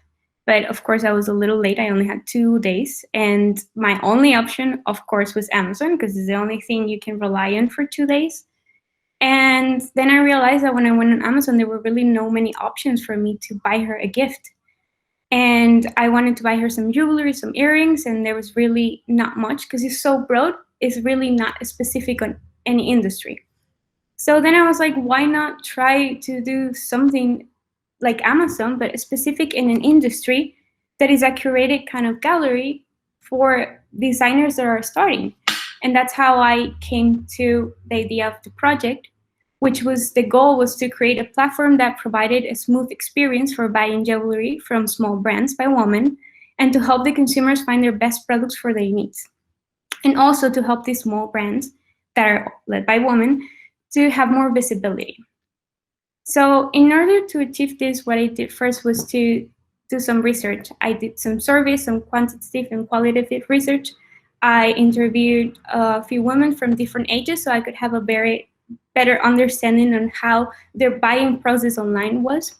And what I got was basically that only 29% of them bought their last piece of jewelry online. Only 15% of them bought it on Amazon, and only 27% of them bought it on Instagram.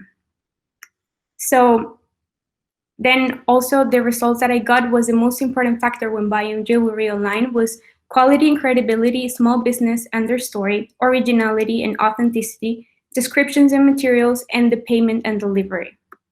But then I did the interviews, and one of my bigger questions, why are so little people, like so very low number of people buying online jewelry? And many of them said like they didn't feel like they could touch the product, like they needed to feel it.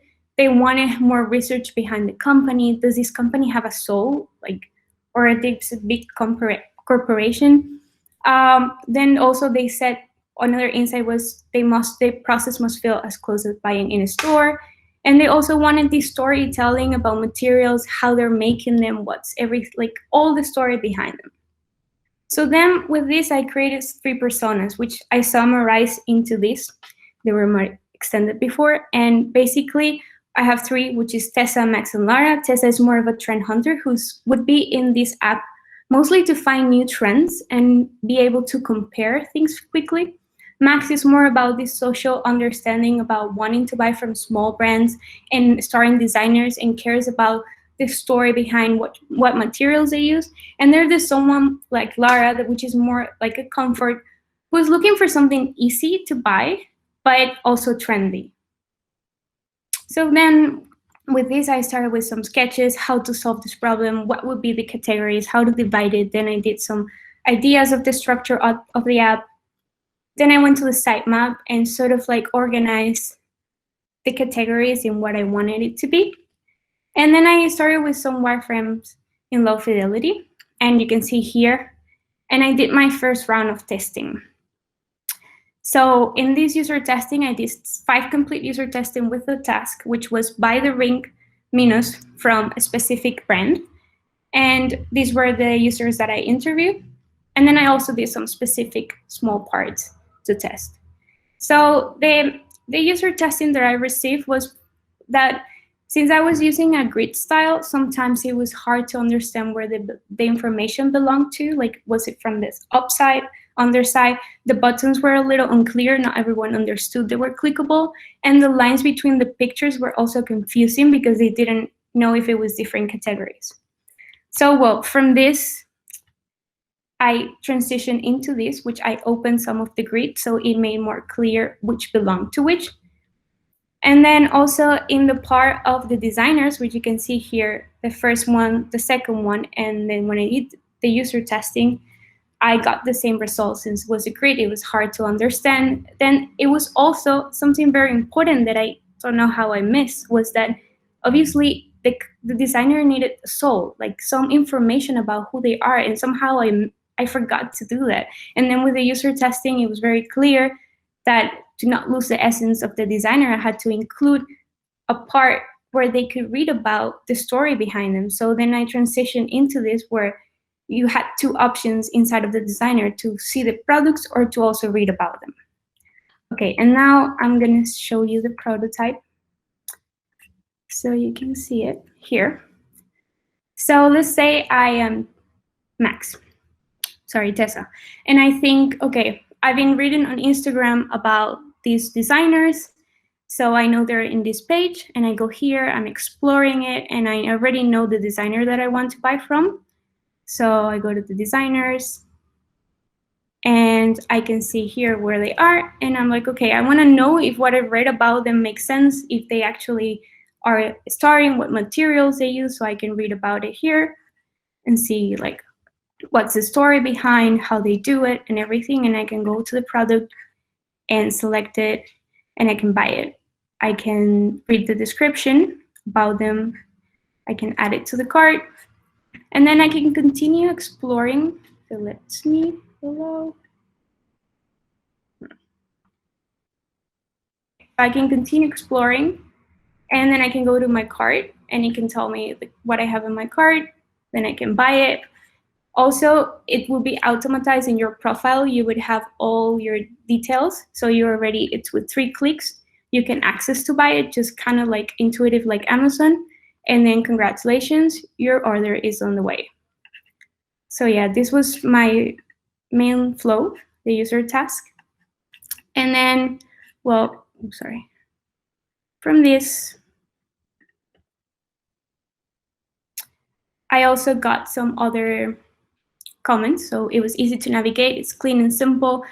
Also, the design has personality, but it's not overpowering the essence of the brand, which was very important because even though I wanted the app to have a soul as well, so it will attract these people that don't like this kind of like emptiness from brands, but not to overpower the specific designers. And icons were working well, they were easy to understand, but then there were also some things like many of the designers should consider showing some images so it becomes more inspiring,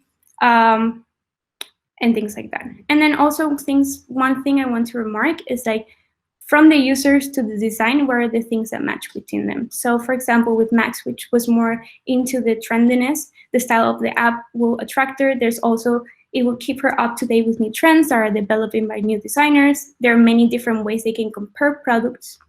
With Tessa, which is more social, the story behind the brand, knowing that the buy-in from a small or starting company, the style of the app, and buying the process, the buying process is reliable. Like it works very intuitive like Amazon. And then there's Lara, who will always like this sort of like easiness of it. The process of buying is familiar, reliable. The galleries, there is an option where you can see different galleries with different styles.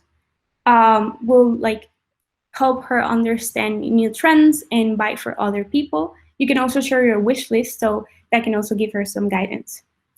And well, also the design of the app has this great kind of design. So it's sort of like a supporter of the brands, but as well has its personality. And then, well, in my next steps would be to do more and more testing for sure. Change the hierarchy of the buy-in button so it's more feels more intuitive. Create other flows like the wish list and add more inspirational side to the designer's menu. And also create something for the onboarding that explains what the idea behind the app is. And in the end, so what I've learned is that organization from the beginning is key, which is something I didn't really understand at the beginning, but then along I realized how important it was. Wireframing is not as easy as it looks. It's hard to design with boxes. They're great because as a visual designer, it was hard for me because I couldn't visualize it and it kind of like hurt me. But then testing always brings you new ideas. And yeah, so thank you so much to everyone and to all the teachers and all my teammates and everyone, because it was a very great experience. And yeah, thank you.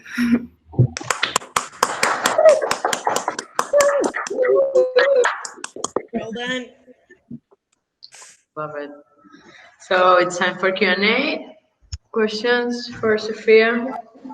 Hi, Sophia. Yeah, first of all, congratulations. It was super clear, the presentation. I love also this thing that you did, like like at the end of like sharing your takeaways. That is fantastic. And I was curious because at the beginning you mentioned one of the findings related to like this concern about touching the products. Yeah. How do you imagine that you could solve that?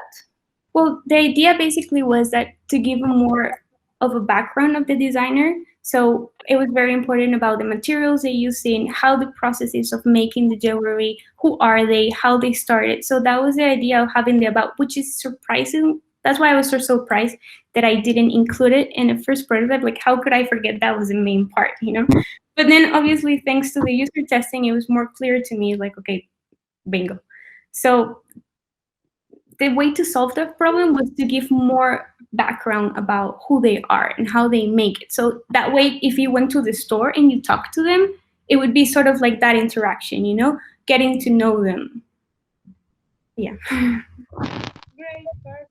Yeah, I was thinking also, because I thought about that more like related to like looking like maybe closer to the product, maybe I don't know, adding some videos or something like that. Yeah. Also, yeah. The idea was to also like scroll images and to see like closer, have a closer look or like different perspectives. But I didn't have the time to make all those things. But yeah, you're completely right. To like have a better understanding of how the product really is 360 or something like that would be very cool. Great. Great. Well, fantastic. Really. Good job. Thank you. I have a question. Sorry, but two questions actually. I was thinking like your design is super clean and it really lives with the photography that you are showing. And I think it will be a good exercise to test it out with different photographies. So if you want to work with local shops, probably some of them will have super nice and clean and this aesthetic into the photography that is exactly what you want. But maybe you have designers that work with tires or rubber, or it's like a super different style, or the photography is not so nice or crispy. I don't know. You know, you can have a lot of cases. So I think this will be a good exercise for you to test it and see the reality of it, because you will never have always, coming from external people, you will never have always the same aesthetic in all the pictures. This is just a suggestion for you to explore, to see how it goes. And the other thing was, you open your presentation saying, oh, I wanted to buy a gift for my mother, but it was hard. So I was thinking, if you have to use your app again and you have the same problem, you as a user, do you have any way to send your jewelry that you're buying as a gift to an address that is not yourself, for example? Yeah, the idea was to make it like the buying and the delivery process, to make it as close as Amazon, because it's obviously like the most successful way that we have right now. So it would be a matter of just changing the address. So as if you were just going to send it to someone else. So. But how do you know it's a gift? So if you, when you buy for yourself, maybe have a package, but maybe you know what I mean? Like, is there you thought about how could you make that experience a bit different, or because that could be a really nice feature for your product, and maybe you pay a little bit extra, but then you go with a cupcake also. You know, there's a lot of things. Yeah, completely. Yeah, it's true, for sure.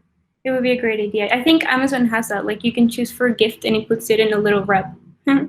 If you think about it, like the physical, sometimes we forget to relate to the physical spaces, what actually happens. So when you go to a boutique, if it's for yourself, maybe just a bag is okay.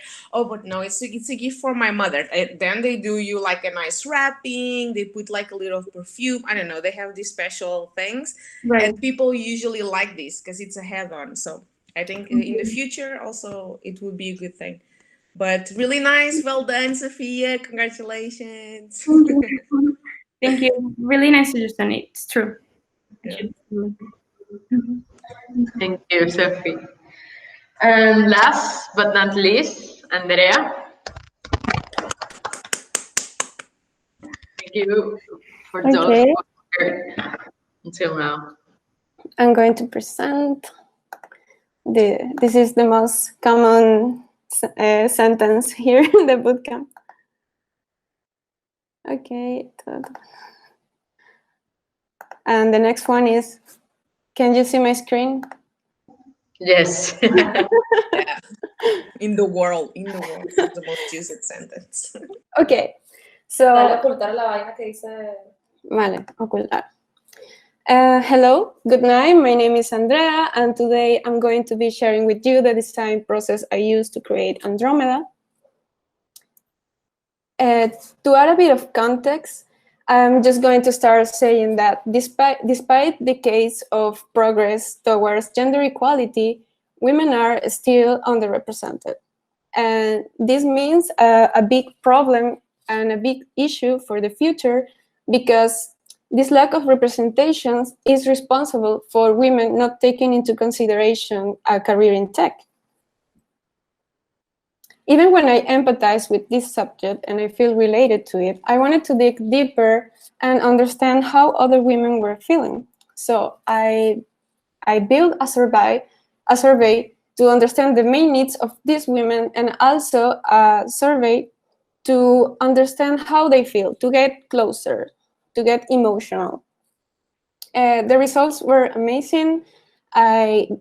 I got from the survey a lot of meaningful data, and also from the interviews, I was so inspired because they told me a lot of testimonials and personal emotions that helped me to have a wider perspective. Now that I had all this information, I needed to classify it. So I used a mind map to classify all the pain points and to understand them better. This is when I have my first aha moment, because I discovered through patterns that I discovered through patterns 3 main professional women that I needed to take into consideration in order to build like the right solution. To illustrate this, I use personas. I create one for Melissa, the geek. She's a student, she's full of energy, and she wants to share her passion. I have Liuba the brave. She's starting in technology, she wants to switch career, and she's not sure how to start. Also, I have Dajana the lead. She's been working as a professional in tech for a long time, and she wants to support other women. But how can I create this supportive ecosystem? To start answering this question, I called 3 techie friends, and we did this brainstorming using the Moscow method to clarify which kind of features could I use to cover all the needs that I mentioned before. And I ended up having 4 main focus points. And they were basically that I needed to power women through knowledge and recognition. I needed to help them to create networking, also reinforce the community spirit, to remember them that together we're stronger, and also a lot of ways to communicate in the human and natural way. When I had this clear, I started the ideation phase, and I did a lot of sketches for possible features that the application could have that helps solve many of the needs that I discovered through the interviews. Also create the first sitemap structure and my first user flow. I started testing with a really low fidelity wireframes, and with just one task, that it was create content and share it with the community. Just that. It went really bad because even when the flow seems to be coherent for me and for the testers, the user testers, they told me that there were a lot of confusing icons, actually too many icons. The position of the main features were badly chosen. And well, I got a bit frustrated, so I decided starting over from the beginning, from the structure. So I create another sitemap with a better hierarchy, and also changed a bit the position of the most important features. And based on that, create the homepage, because I wanted to use the homepage as a starting point to create the rest of the screens. I did a testing again, and it went much better because I actually did a little trick of adding content. So I add some copies and some structures that make it feel more real. And the testing went better, much better. So I knew I was going to the right path. My testing conclusion is that testing saved time, like a lot of time, because testing helped me detect all the bad design decisions I was taking, and also gave me this line to go back and fix it really quickly. Okay, now was time of setting the tone. From the beginning, I was sure that I wanted to reinforce the community and sisterhood spirit. I got inspired by the Andromeda Galaxy, and she is not a she. Galaxies are made of stars mainly, and stars have a really nice characteristic that they are able to create their own energy and light from its core, as all women do. So it was perfect for me. From this, I picked the colors, I picked the typography, I create the components, and now you're going to see them all together in my prototype. I hope it goes fast. Sorry. As I mentioned before, I wanted to reinforce this concept, so I create a meaningful onboarding, really short, but just to engage the user before starting to use the application. When you first open the application, you have the homepage where you can find feature content based on your needs and also on your interests and skills. Let's say I'm Melissa, the student, and I just did this amazing project at school. So she decided looking around other, I don't know what is not charging. She decided looking around all the content from other users and take the last step to upload her own. So she writes an article, she saves it, publish it, and decides sharing it inside or outside the application. When the users are interacting with the content, they are able to share their constructive opinions, to share emotions, and also to get in contact with the person who wrote the article. You can follow her work, or you can say hi. I wanted to highlight this feature because it was really controversial. So every user using Andromeda can be a star of the week. It's basically to give, to highlight the work of a woman. It doesn't matter if you're not famous, if you're not like a leader, it doesn't matter. If you want to be a star of the week, you just have to ask for it, send your work, and that's it. So to finish with my presentation, I wanted to add that I would like to have more time for research. I actually found out that this is really important for me and for projects in general, to be good, to have a meaning, to have a structure. And the main, I had a lot of learning and takeaways, but the most important for me was like the impact of teamwork. How far you can go if you are supported by other people working for the same goals.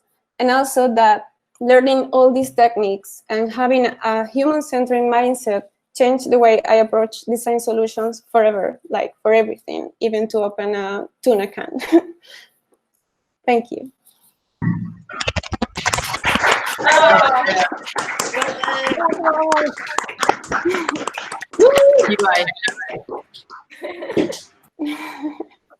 I really like the concept about the Andromeda.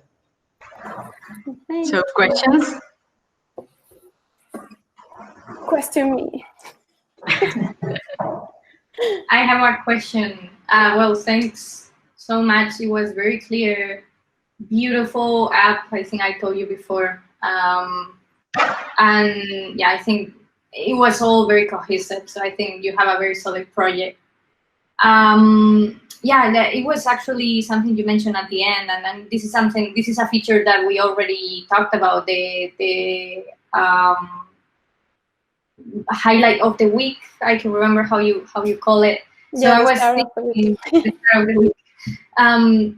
So sometimes, and maybe I'm asking you this question because I think you can go beyond, and it's okay if you don't know yet. But I was wondering, how would you sort, all these users that want to be highlighted? If it's lasting for a whole week, then if you have, I don't know, 1 million users or 1,000 even, it can be already problematic because you will need 1,000 weeks for all of them to be highlighted. So I don't know if you have thought about that, and if not, I invite you to try to find a way that maybe you can sort that out. Yeah, I was thinking about like a contest, but not a contest like who's the best, but kind of like a lottery, like, I don't know, something like that, and maybe daily. But I don't know, I haven't enough time to think about how to solve it. Sorry. I was trying to.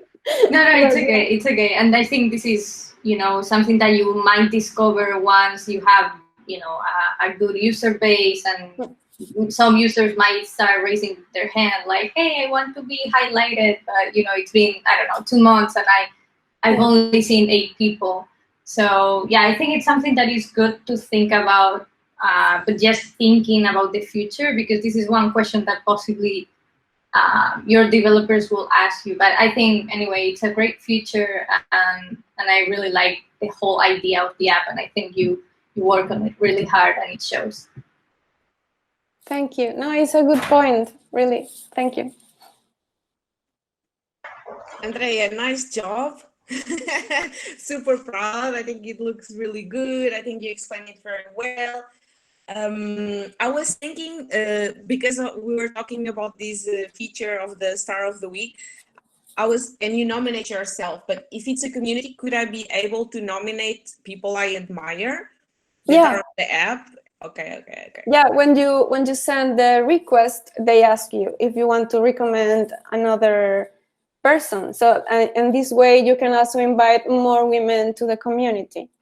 So, but besides that, do you have a way? So if you are checking profiles or you have an article, is there a way that I can do it right away, like nominate this person or clapping like Medium, or I don't know, something like that up front? Oh no, but it's a really good idea.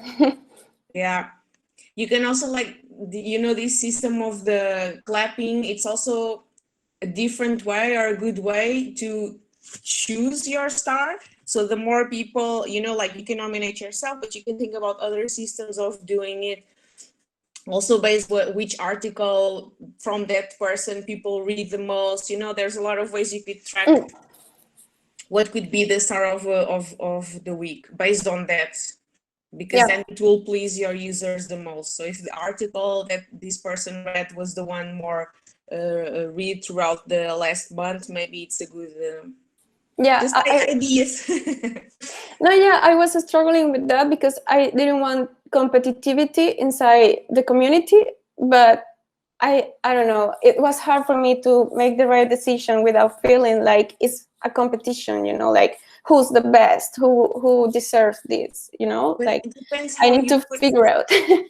Everybody got a chance in your app. Yeah, Galaxy has millions, trillions, billions of stars. So depends how you make the proposition for this feature. So it doesn't need to be a competition, even though they might be competing, sort of. Everybody has their place. So it's also about the wording. But great job, huh? Super proud. Well done. Thank you. Well, girls, thank you so much. I feel super proud of all of you, really. And I have to thank also the instructors, because this is our first edition completely remotely. So we really feel so proud of that it's flight, hence flight, it was like 10 weeks right away. And yeah, I feel super proud of all your projects. I don't know if you instructor have a comment about this class that you just finished?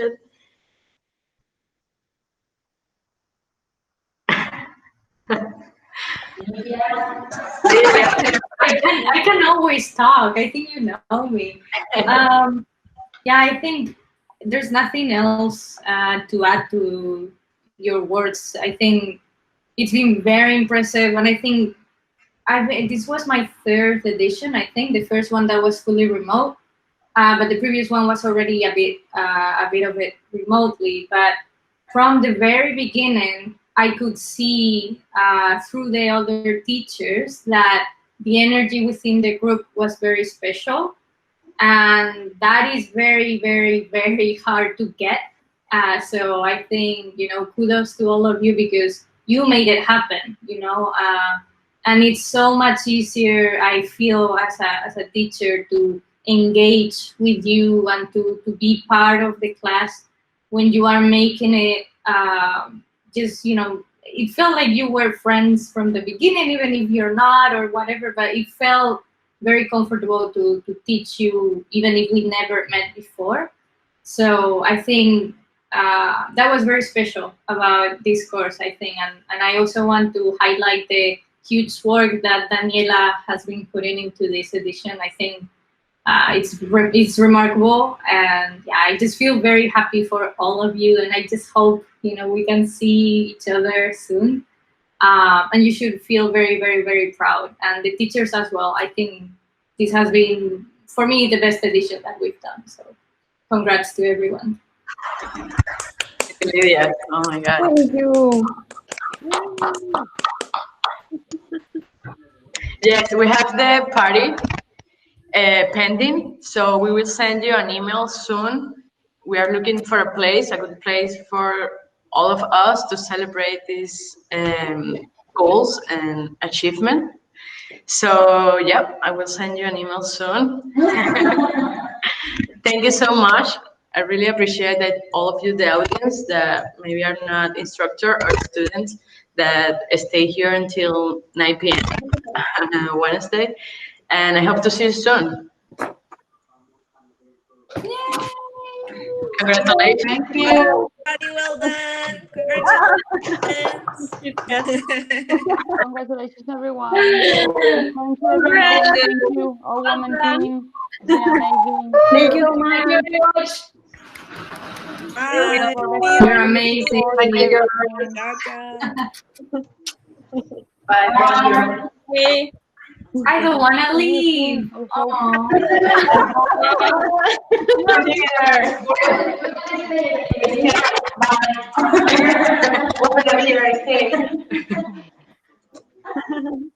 Bye bye. I'm saying. No, you went gap. Primo.